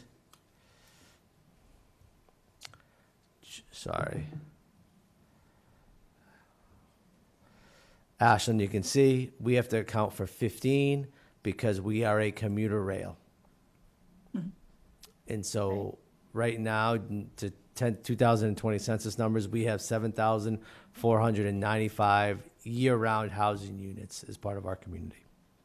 Right. Okay. Yep. So the town that I mentioned earlier was Southborough, which is an MBTA community, and they only have to zone for 750. Just a comment. But one other question. The 10%. Did I hear you say that that MBTA requires 10% affordable? So 10%. So there is under the MPTA law, there is no affordable. However, all communities are allowed to put in a minimum amount of 10%. In fact, that would, if built, that's going to keep pace with the SHI numbers. Okay. Yeah, that's good. Okay. But there's no senior housing allowed? Is it not allowed? Yeah, it's not allowed. As part of the MBTA district, there can be no age limitations and/or family limitations. And the reason for that is because they're trying to build, or they're trying to remove restrictions that are making it hard for families to find housing. So saying things like, having age restrictions, or saying, that you can't have this number of folks in the housing, or you can't have this number of bedrooms, et cetera. Like all of those restrictions can't be there because they're trying to create housing that families can access. 100%. Yep. No, you nailed it. I would argue that I'm a senior and I am a family, but that's. But no, of course. I'm sorry, Joy. I understand that they don't. That I understand that they wouldn't mandate it, but I don't understand why they don't allow it. I guess that's the difference. And they don't also, do they allow us to set aside so many for Ashland residents? So that's a great question, and I do not have the answer to that. Okay, that would be a good thing to add if we can do it. But okay, all right. Thank you again for all your hard work. I truly do appreciate that. I do. Thank you. Okay. So one other hand up online, that is Helen Nicole. Helen Nicole, I'm going to ask you to unmute. Hi. I just have one quick question. Helen Nicole for Elliott Circle. So I just was wondering, when all these 40Bs go in and the density in the town goes up, does that mean that these numbers that are required for us for our unit numbers, for the MBTA, will those also increase at the same time? To my knowledge, at this current time, no. However, I cannot predict the future, and there's no crystal ball. Every state, every town that's dealing with MBTA communities is dealing with the current numbers of 2020. I've actually asked that question to the state, and there's been no answer to that question. Will this change with the new census that would come out in 2030? It may, and then every town will have to re-register. However, nobody has crossed that bridge. No one has answered that question because I don't think anyone has really kind of gone that far. I think at this point, we're still at square one where communities are trying to adopt the bylaw to meet the law as drafted. Okay, thank you. Thank you. Kim Lentros, 79 Hilldale Road. Super, super quick. Just following up on what you had just said about how, if I understand what you were saying about, is it the MBTA that can't mandate how many people are in an apartment? And like you were saying, is that who you were saying can't cap how many people can be in there because they're trying to create housing? And if it's not under that mandate, which board does regulate as far as how many people can live within so many square feet of any apartment? Like, why? My point being is, like, can you fit 12 people in a 2-bedroom apartment? No, That there has- are I'm just state curious occupancy- who- I think there's state occupancy laws and everything that when Yeah. we talked about how you would still have to follow all of those rules. You So the still have to town follow bylaws. all of the town bylaws. But the purpose of the law was when we sort of went through that original first slide where we said, it can't be age restricted, it can't be multifamily housing, those sorts of things. They're trying to remove some of the barriers that sometimes go up that prevent housing that anybody can access. Fair. And that's what it is. But you would still, to our point earlier, have to follow all building codes, all town bylaws, all occupancy rules, all of those things about you can't cram.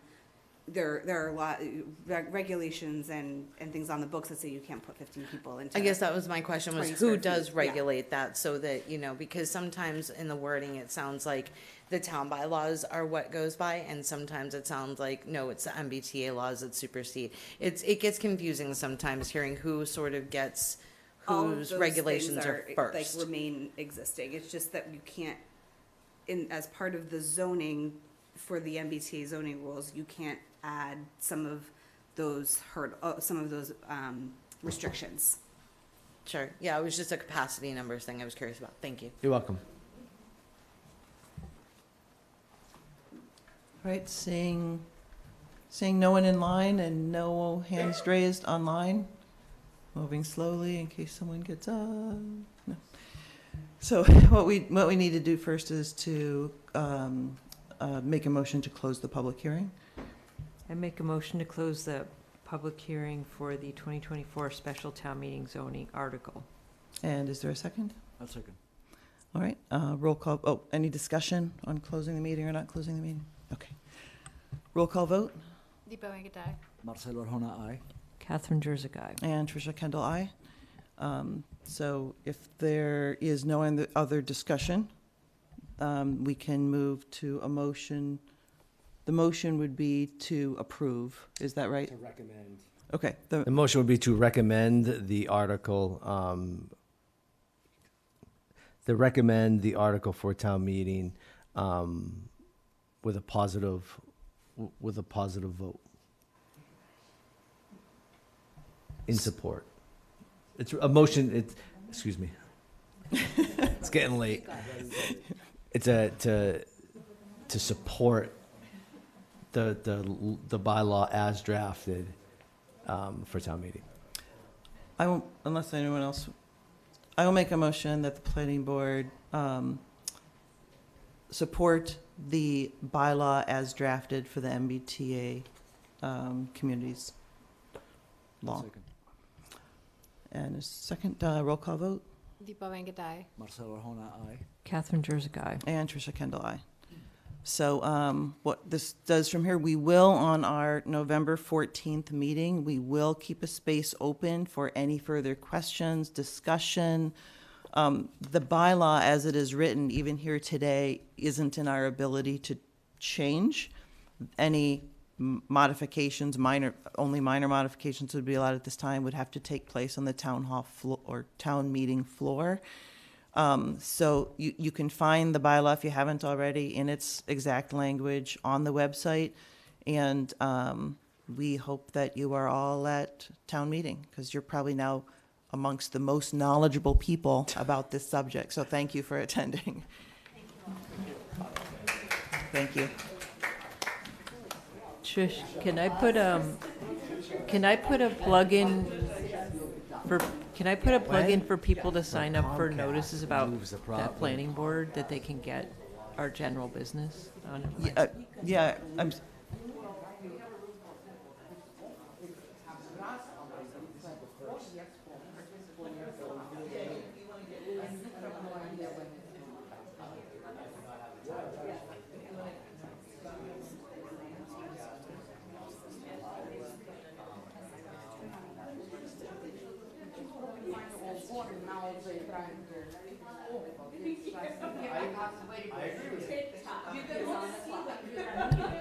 Thank you for coming, everybody. Much more exciting when people are here. Thank you. Yeah, I think the only issue, like Kate, is that the notice that you would send out would be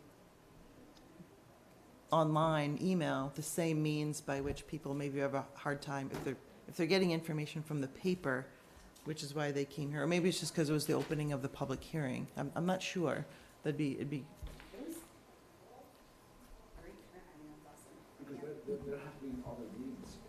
Oh, yeah. So it's definitely something to the hearing, but I think the point is zoning's important and people don't know until they see that. And once the comprehensive plan is done, presumably there will be zoning changes, right? They're not part of the comprehensive plan and we need those people. So we have to figure out how to get them, like. Well, we'll have to think more about putting things in the paper, Yeah. I guess, like with a whole list of meetings or, whatever. But I think that's a valid point. So I do think, can I just make to follow up that there's probably should be some more prep work before town meeting, like an FAQ sheet. Definitely. I have some notes, like, I think just lining up those areas, the density, but simple. Like visuals, like what's already built, like that's there. Frankly, we had talked about, we're going to have to go through that slide presentation for town meeting. Given the forums we've had and the multiple listings we've had of planning board and select board discussing this issue, I had no idea so many people would come to this meeting. Maybe I just wasn't thinking about it properly. The room was full. So, because there were people standing with the empty chairs. So that's why we scrambled a little bit with I had told, hey, Peter, bring the last presentation we did so that we can use that if needed. But I actually didn't think that I'd be needing it. So that's amazing. So I think it was great, but it also was great to make sure we're prepared for town meeting, because I think without some more stuff. Yeah, no, believe me, I have prepared for town meeting a number of times, and we will be doing our homework. I think even some of the questions that aren't as relevant, like the taxes, the service, traffic, like we can think of a kind, polite way to put them on there, because those were they weren't the distraction people were, but like, is this going to affect my taxes? Like that law doesn't, and there are unknowns, right? But we can be honest, but like, I feel like the more we of also have to be precise though, because going around the purview of the specific task can muddle the presentation has to be very precise. It can't go into those neighborhoods, but you can have a frequently asked questions sheet. And we did this before the zoning changes in 2021. We had a whole packet of information that helped to explain those zoning changes better, that people could read on their own, even though we didn't have time or authority to go through all of that, actually on the floor. I think an FAQ for sure, and I also I don't know if this is allowed in the presentation, but I do think an early slide on what this law is and what it isn't would be totally agree. I think it's just that, again, I take responsibility for that. No, Like you we, should. but typically we have done that. We've had these Yes. introductions, and I'm Yes. like, oh my God, these people have heard this how many times? Yes. And it was a completely different audience, and I think all I of that was is totally yeah, fair. so Does, I'm not trying to, I'm just watching what happened to be successful at town meetings help, but I think maybe even some, like, pictures, can we put up a picture of Sears? Because Yeah. people, like, I didn't actually know where it was, which means they don't know what it I looks like. completely agree, and I think that too, to contextualize, Yeah. so much of the question and so much of the conversation was around, well, we're gonna build, these 1,200 units and everything, and just sort of, again, remembering that it's zoning, it's not a mandate to build, and our whole strategy is that there is on the majority of these parcels, something there or something permanent. To be able to show what's there, I think is Yeah. helpful. Like, no one's gonna tear down, it would be very unlikely Yeah. for someone to tear down. Yeah, So you never who say knows? never, Never but say never. we're trying to. That would be a surprise. Yeah, I think it's a good idea, and we'll have the recording, obviously, to go back through and, like you said, Kate, capture the questions, how we can kind of summarize over this, how Yeah. we can have the right graphics, because that question Yeah. surprised me too, about where, what's Cirrus, where is that? Or even the question about the busing, like, there might be some communities where you really need, but like, understanding exactly how proximate A and E are to, Oh, the train. yeah, like, Yeah. you wouldn't take a bus from Oh, no, I think she Burnham's was, or the church I to took the that, train. she was looking for, are we gonna get some extra services for Mhm. this? Yeah. Like, for our community, not about a No, bus to the train. I think that's, I might have misunderstood. Yeah. Can we add the graphics and your first slide, like, together, like the radius that you have Yeah. in slide 10 should probably come right up Like front, so that you simplify can connect those, yeah. your parameters and the graphics, and we definitely should make sure we have the right map, because there was like F and all that, which is not It was here. hard to read too, So and it yeah, was. that, Yeah. no, So let's make sure that we have the right map that's, and going back to those questions, is it possible to document those questions so that somebody can read it and not ask that Yeah. question on the day? Well, Well, that would be if the we- frequently asked if we questions can thing that you target picked for, up. can we target for next planning board meeting, which is close to town meeting, but still ahead, and try to get that on the website? Yeah, well, I was gonna say, and yes, I Yeah. think that, but, I think also we can target for the 14th when Oh, there We- might be. that that we have the presentation that we're going to use we at can town practice. meeting. We can practice, which we know it falls to you, but I mean, I think You just stepped up. No. No, I think you did a great job. I'm not trying to be critical. I'm trying to be helpful to present this in a way that makes it like, I very much appreciate the people making it clear they get to vote on this, and I will Yeah. stick to that, right? But our job is to present it in a way to make it clear. And Yeah. You know what? You did something that was very effective, I thought. I thought. There's so many details on this conversation. It's very easy to get lost. And the maps and the colors and the these and the numbers. But when you started explaining, Tricia, that what we were tasked with doing from the state, and what was the vision and the purview of this effort.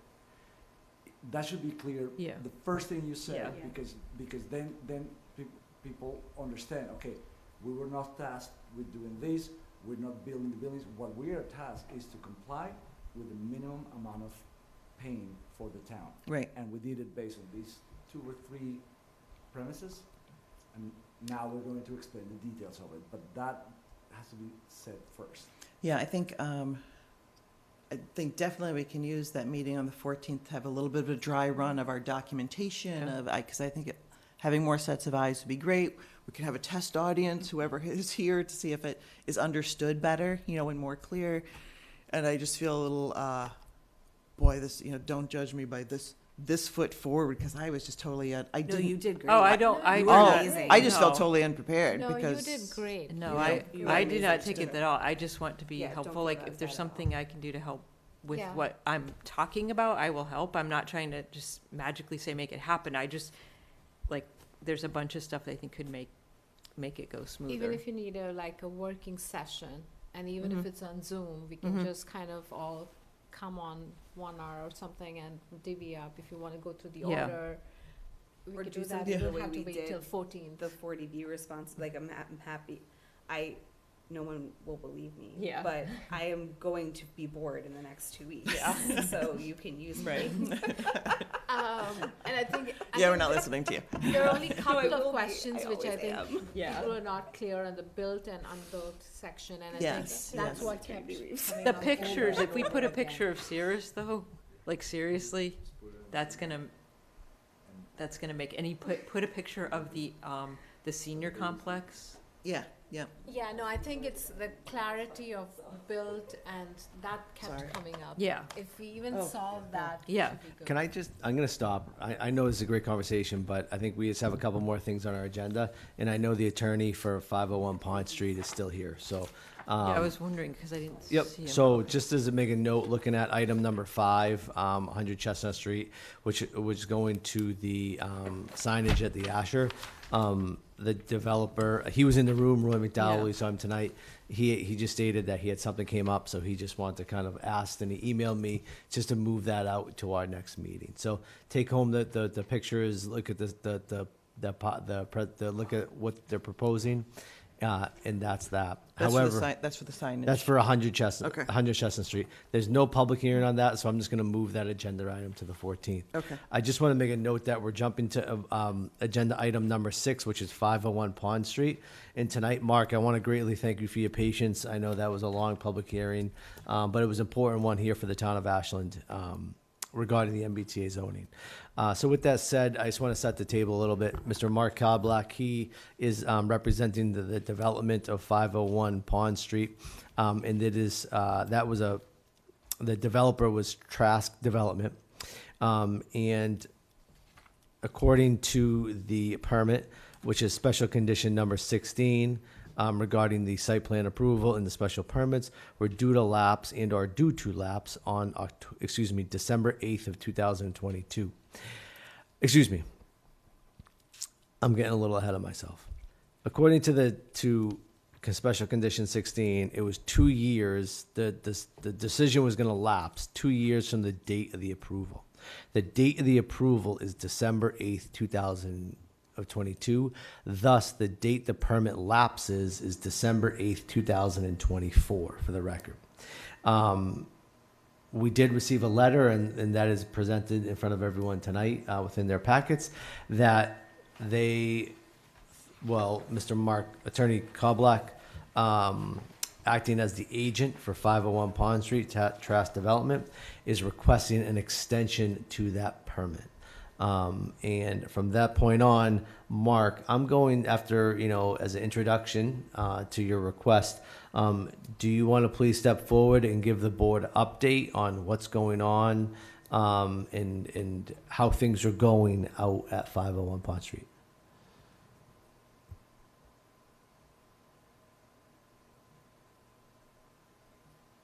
I just allowed you to unmute yourself. I'm sorry about that. Yes, good evening. I'll be quick. There has been a delay on this project, as you know, in terms of vertical construction, but we have done a number of things. The Mass DOT permit for the curb cuts was issued in June of 2023. The curbing work is underway. The site has been stabilized.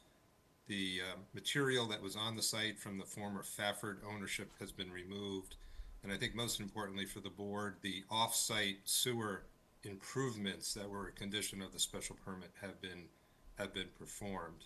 We've also been involved in construction drawings, and I would say the delay is mostly attributable to financial issues. We all know and have heard about interest rates over the last 2 years or so.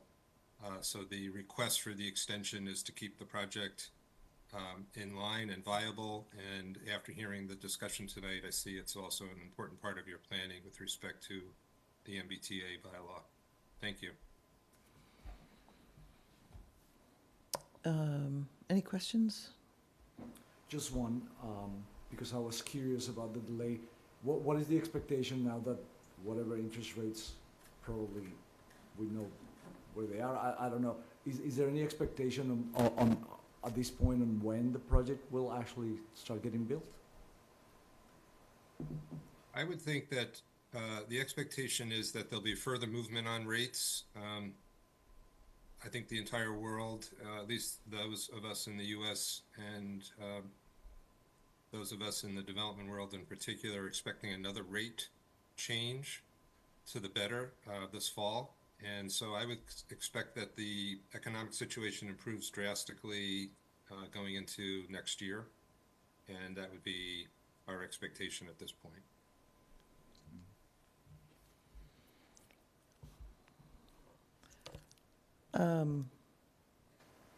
I think for me, and in looking at this, I mean, obviously we put a lot of work into that project, and I think we came up with a project that we were fairly happy with.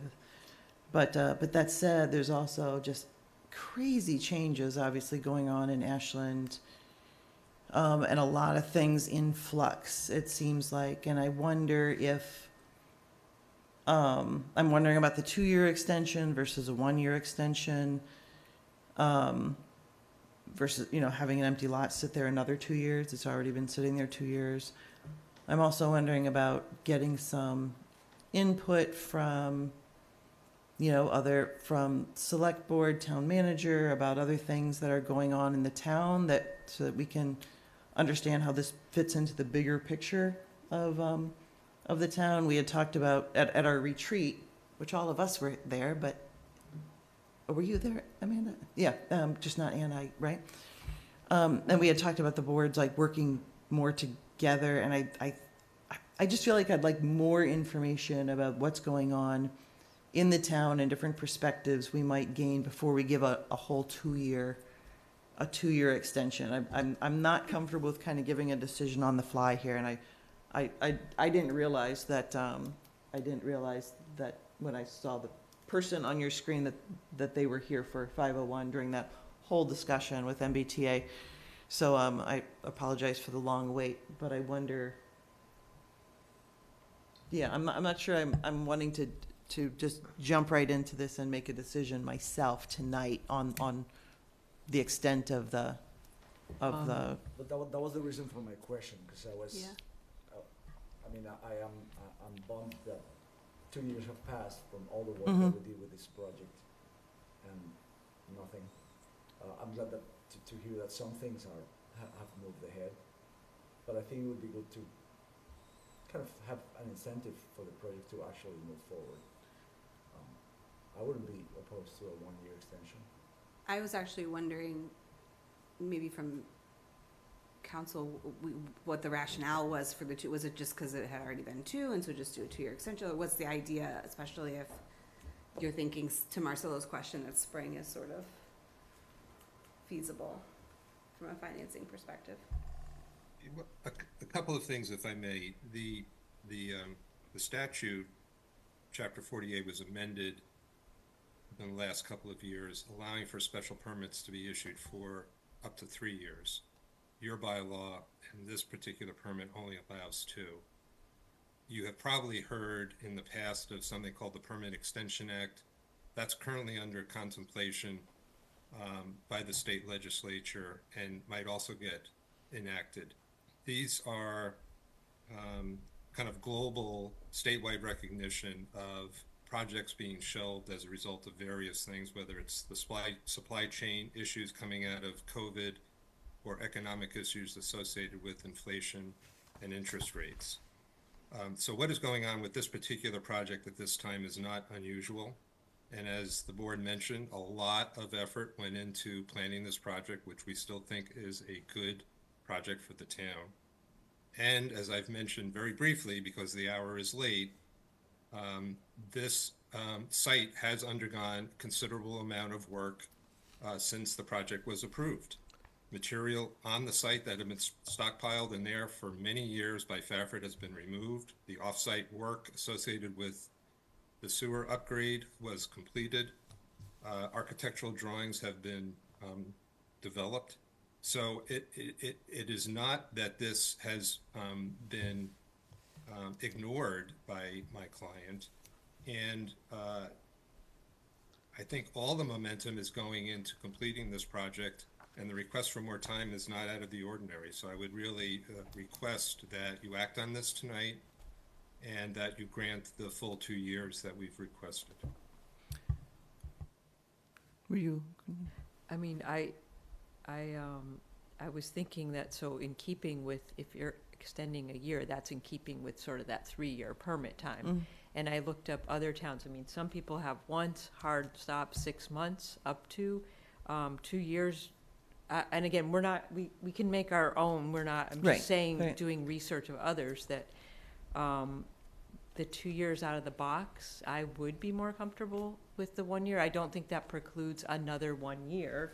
We're not saying that. Our bylaws do not say that. Some towns absolutely say once, one extension, and I don't think we'd be That saying was my that. next question. So are you sure that it doesn't preclude another extension? I believe it's by our bylaws, which we say, Yeah, it says, so it typically says for a site plan, special permit, you can do it.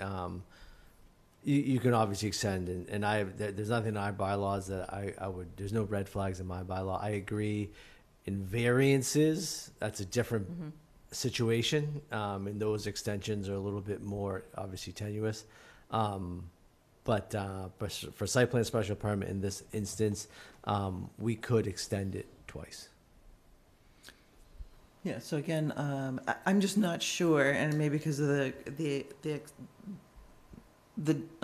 detailed discussion we just had, that I'm just not ready to, I don't really know what I want to do in this. I feel like I need some more information to understand what is 1 year, is it 2 years?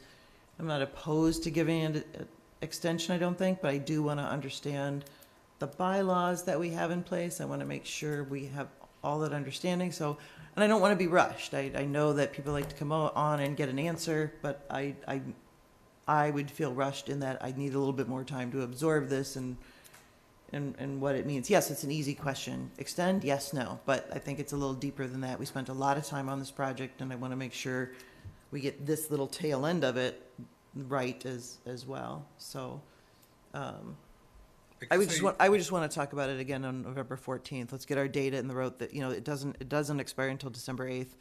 So we have time here to, to think this through, to get all our questions answered. That's all I'm saying. The 25% housing that we are counting because of 501, that number, is there a ticking bomb of when that number goes off? Yeah. It's already No, that number is part of the permit, and that was part of, no. Will the extension make any difference? Nope. That will carry through. So it's not even in our number now because they're not But built. it's not counted. Yeah. So those 25%, those units, right? That's considered a local initiative project, right? We, the town of Ashland, cannot add those units until occupancy permits are granted. And there has to be deed restriction put in place. It's a long process that has to take place. So that there's no time bomb, there's no time frame connected to the affordable housing component of the project. Would you concur, Council? Yeah, no, that's fixed. All of the conditions of the permit will stay in place, and I guess I don't understand the chair's position about being concerned about what the bylaws say. This is a vested right. I think arguably the conditions that have been met currently have shown that there's been a substantial investment by the client in this permit. I think it continues to be a vested right. I'm not even convinced that I need to be here tonight based on what has been done. And I guess I don't understand what the request is for more time to analyze this. Hadn't we looked at this project in painful detail when the permit was first issued? We did. Can you tell me what's the downfall and what makes the difference in letting us have 2 weeks to meet at a time that's not 10 to 10 and to talk about it then? What is the difference? I mean, I personally have witnessed this board's very busy agenda with a substantial MBTA bylaw proposal that you have agreed to discuss again on the 14th. I just don't understand why the board would take up more time to discuss something which is a pretty straightforward, pretty standard request for the reasons I've cited, and why you would delay a decision on this. I mean, it's to everyone's benefit to address it now and be done with it, isn't it? Questions from the board or comments from the board? I mean, if everyone is, knows what, has all the answers they need, I mean, I think it's straightforward, but at 10 to 10, I am just not in a place where I feel comfortable saying that 2 years is the right move or that 1 year is the right move. That's me. But, and I don't see what the downside, I mean, he seems concerned for our time, which is fine. But we can put this on the agenda first for next time, right? We could. Yeah, that's not a problem. And get it done first, right? But that's just where I am. I'm mentally tired. And this request was made when?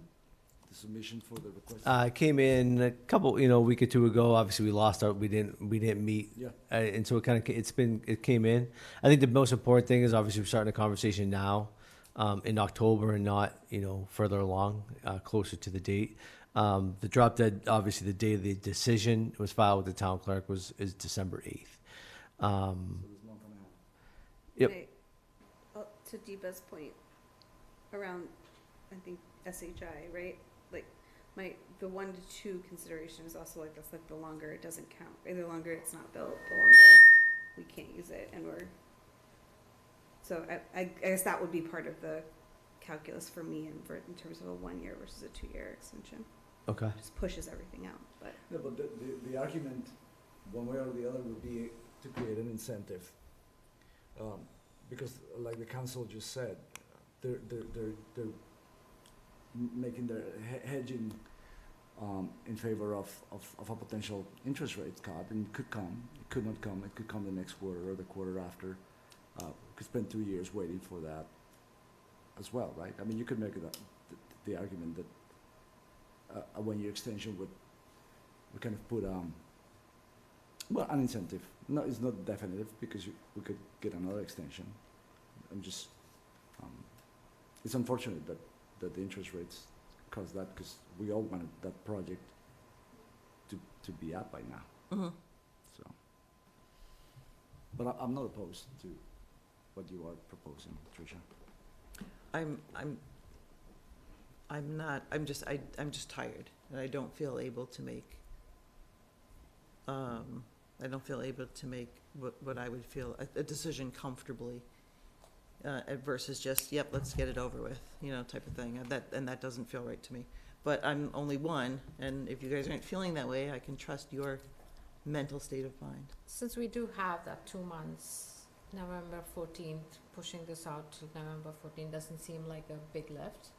And I do like the idea of looking at it, stepping outside that planning board preview and understanding what happens if a project is delayed with the select board and other committees. And I think it's nice to kind of understand the big picture. So I don't see a harm here of why we can't wait till November 14th, and if we can think of some other additional questions. It may be straightforward. We may come on 14th and say, you know what, 2 years makes sense, let's go for it, but And we could put it first on the agenda. Yeah. Let's put it first on the agenda, so Yeah. we can handle it right when we start. I don't think it'll take long. Yeah. But we can, versus starting out this time of night. Kate, did you have anything to? No, it's fine. Okay.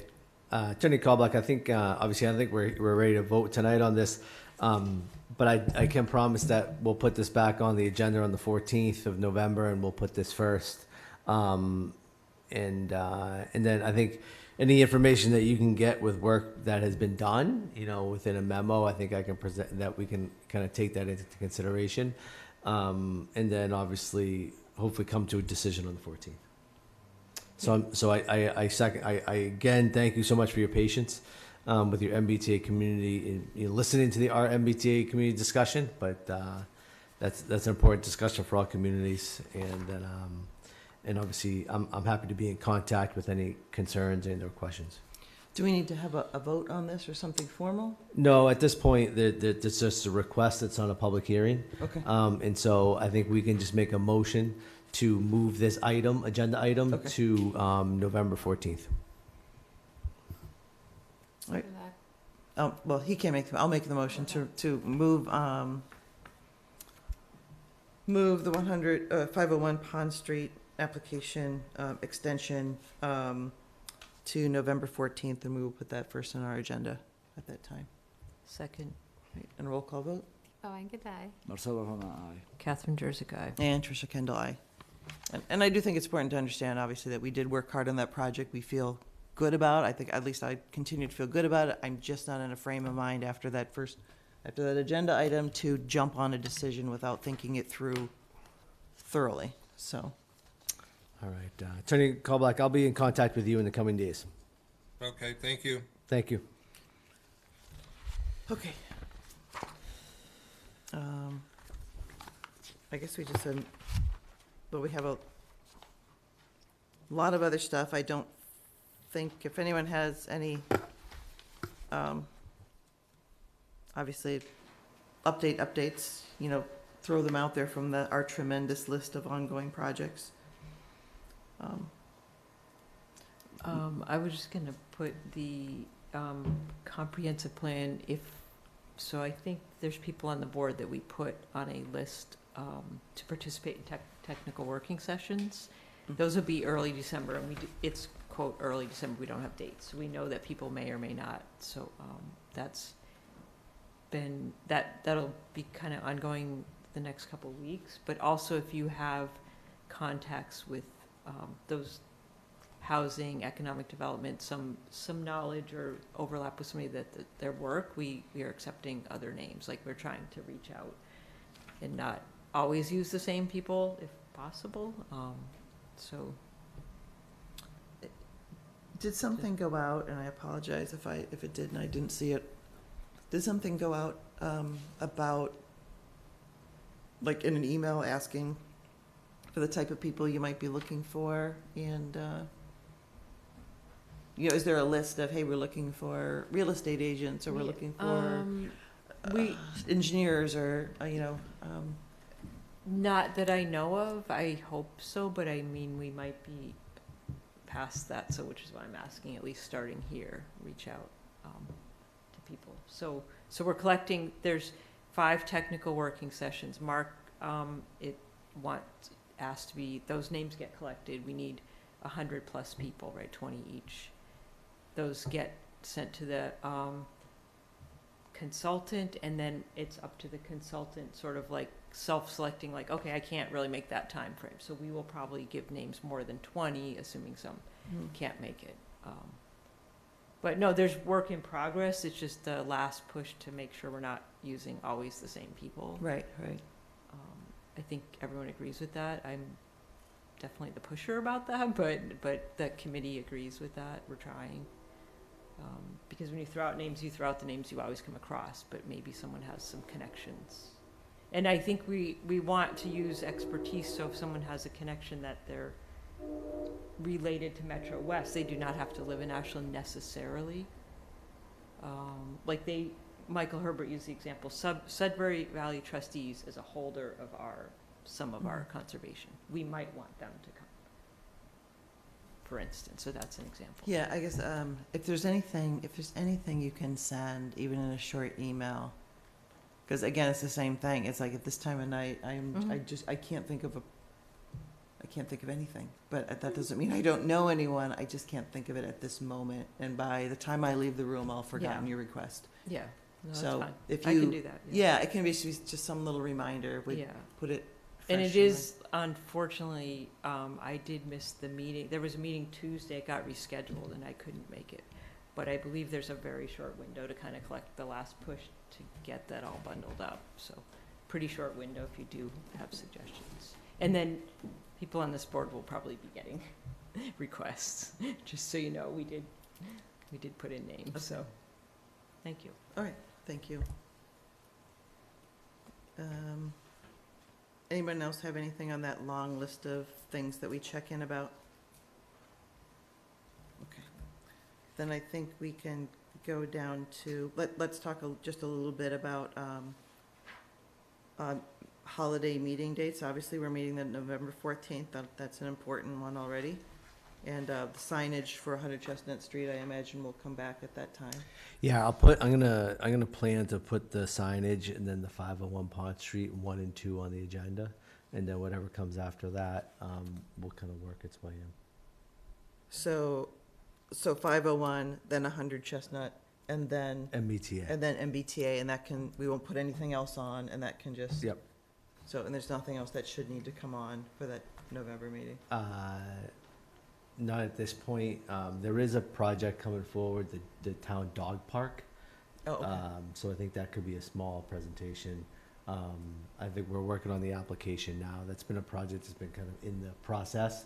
And I think, I know the town's trying to get that moving along. There's some grant funds attached to that. Okay.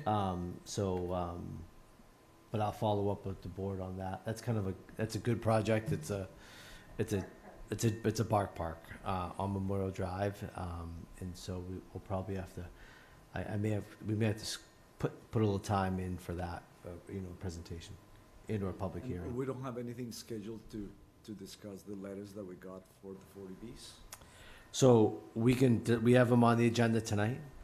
The 10 to 60 Main Street and the 61 Waverly Street. We have been in contact with the developer for 10 to 60 Main Street. I believe he's going to file fairly soon. And then we'll have to move forward from there. But what's the next step? I mean, What's the next step? What is the only thing I wanted to know is when I read the letter, there was a suggestion by Mass Housing that the developer kind of discuss or reviews the few things that the town requested. It's all with the ZBA. But it's just all ZBA, so Yep. there's nothing for us to. At this point, no. We kind of it goes through the zoning board of appeals, right? They'll have to file an application. And then the first step in this process is we will have 30 days to open a public hearing. Once that project's filed, we have to move quickly and to go. But it's not actionable, that hearing, is it? The first hearing? Well, but the hearing would be for what? I mean, do we really have a standing on It's not a requesting public hearing. changes? It's not a public hearing with us. No, it's on the ZBA. With the zoning board of appeals, yes. Yeah. I think we can, as a planning board, they may solicit comments from us. Yeah. And I think we can, and then also we can attend the meetings as residents of the town of Ashland. Yeah. Okay. Those meetings, we're meeting with the chair of the zoning board of appeals next week to kind of get an understanding of, how we want to set it up. I believe that those will be back here in public, in-person meetings. The zoning board of appeals has been meeting online.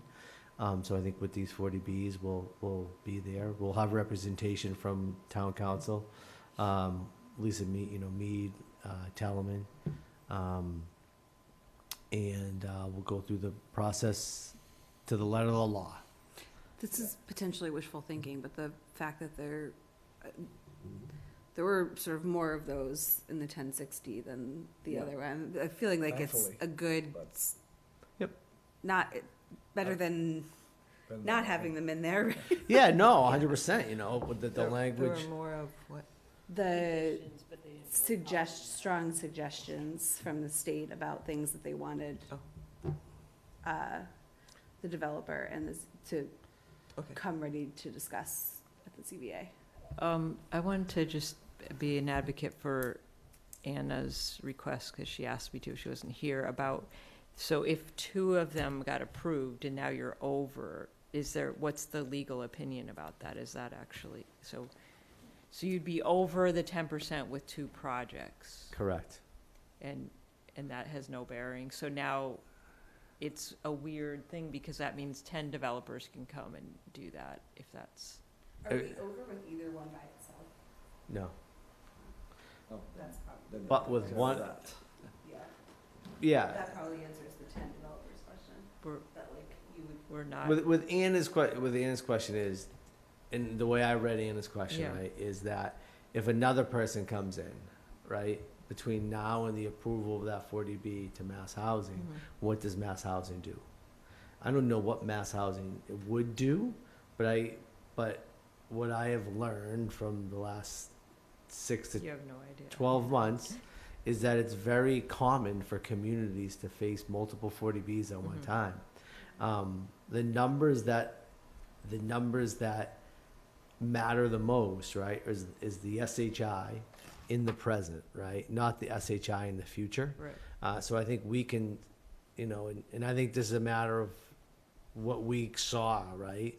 We said this is our SHI, and if you had this, and if you had that, and if you had this, boom, we're at 10, right? But they didn't say that. They never took, did they take that into consideration? I'm going to say no, right? Because they ended up issuing the letters of eligibility anyway, right? Because it's not until they're built, until they're added to the SHI, that those count, right? And so I think that's what you have to look for. Now, I don't know if Mass House, if it went to, if it goes to the EOHLC, and does another 40B come in? Do they approve it? I don't know how they would look at that.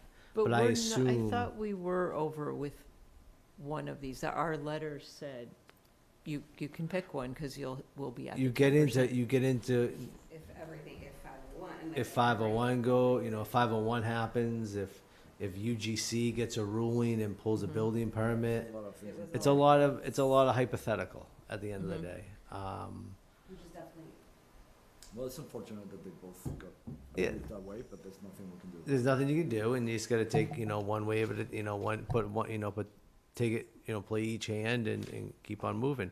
I will say there is another 40B coming in. It's a one lot Habitat for Humanity lot down on Main Street, and that's a project that has to go 40B route due to some historical rulings. And I think that's a good project, a Habitat for Humanity home, infill development, that will be approved. I believe that will be approved by the state. It has not yet.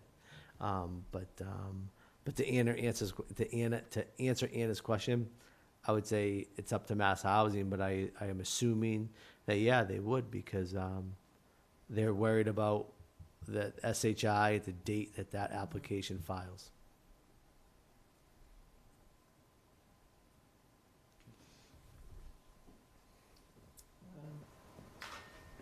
So looking at the calendar, we have the November 14th meeting.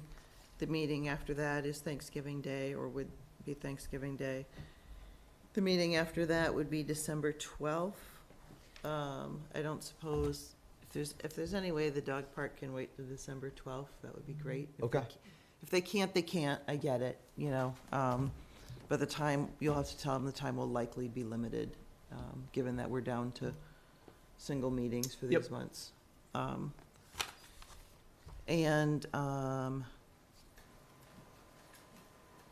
Yeah, on December 12th, we'd probably be very relaxed. Well, I don't know, maybe something else will pop up between them, but. Yep, I can. But I get it, you might not be able to, but just throwing that out there. Yep. Otherwise, we just have meeting minutes unless someone else has an announcement or anything. I want to put in a plug, and I know that no one wants a stuffed meeting, but to try to have the developer for the new Pond Street project at least discuss it. Since the application wasn't complete, it's not submitted. And I think it just might help things ultimately go better along the project, and maybe not, but it might at least bring it up speaking to you him. offline, but yeah, and following up with everybody here, I think I can email the engineer, and I can invite him, I'll take I'll write an email and formally invite the applicant to the planning board, and if they want to do so, I think that's appropriate.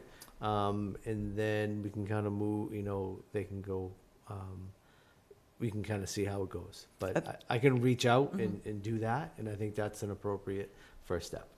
I think that would be a good idea too. We talked about that and about an informal meeting that's not a part of the official process. Right. So whether that's December 12th or the first meeting in January, to kind of, I think that would be a good idea too. Okay, I can take care of that. I read the meeting minutes, and I didn't have any comments.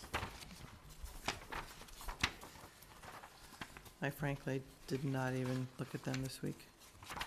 I apologize. What date are we at? Okay. There is September 12th, and then there's September 26th. I think there's a joint meeting in between. I have to get out. I'll put it on the next agenda. That was the one with the select board and the joint meeting with the select board. And I think that was September 18th, and I'll have those ready for the next meeting.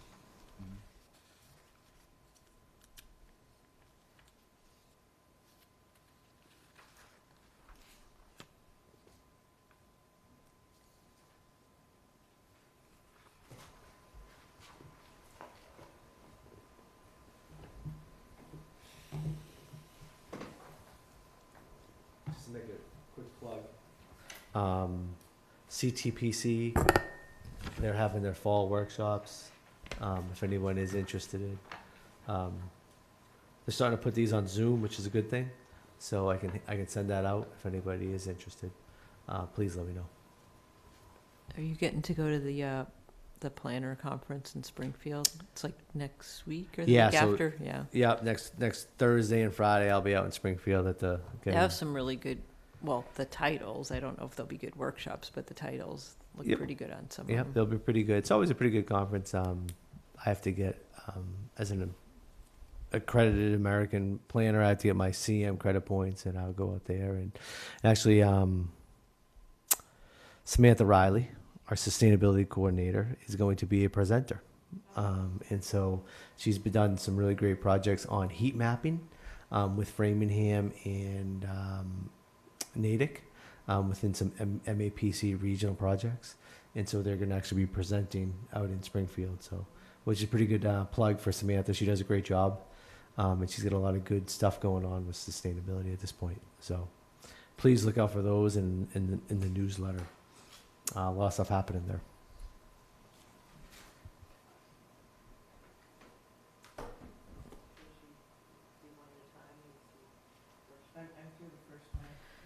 Everybody ready? So I make a motion to approve the minutes from September 12th, 2024 meeting. A second. A roll call vote? I was in the meeting. Marcelo Hona, aye. Catherine Jersey, aye. And Tricia Kendall, aye. All right, give me just a second to look at this.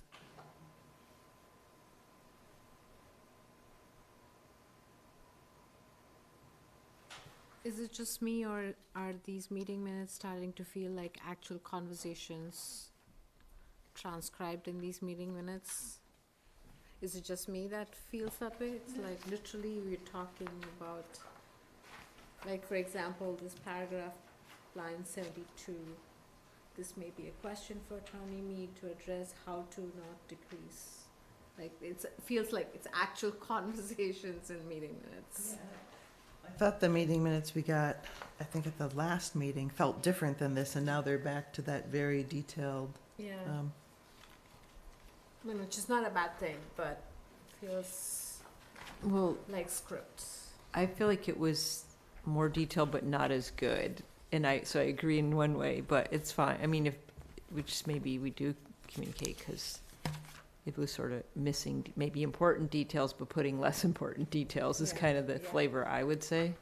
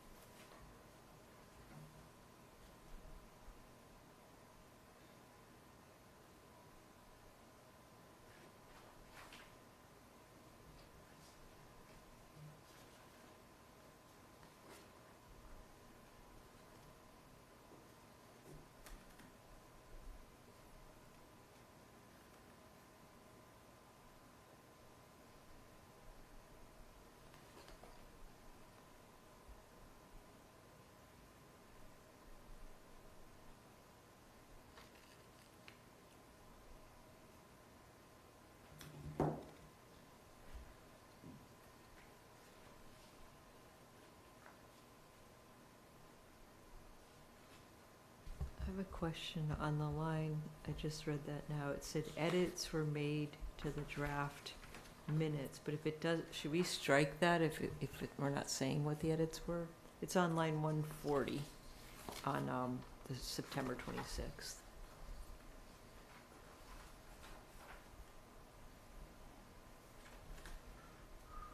Edits were made in the draft minutes. I mean, I guess it's fine. It's just a little odd to say edits were made but not mentioned. Like, Yeah, I don't think it needs to be in there. No. I mean, that's what I'm Strike saying. it? Should we Yeah. strike it? Yeah. yeah, I think otherwise I'm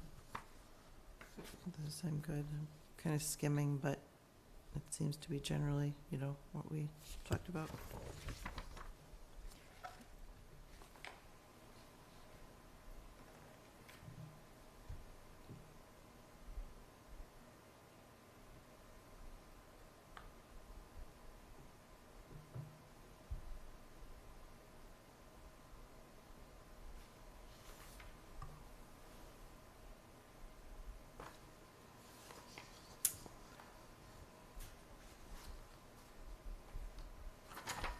Okay.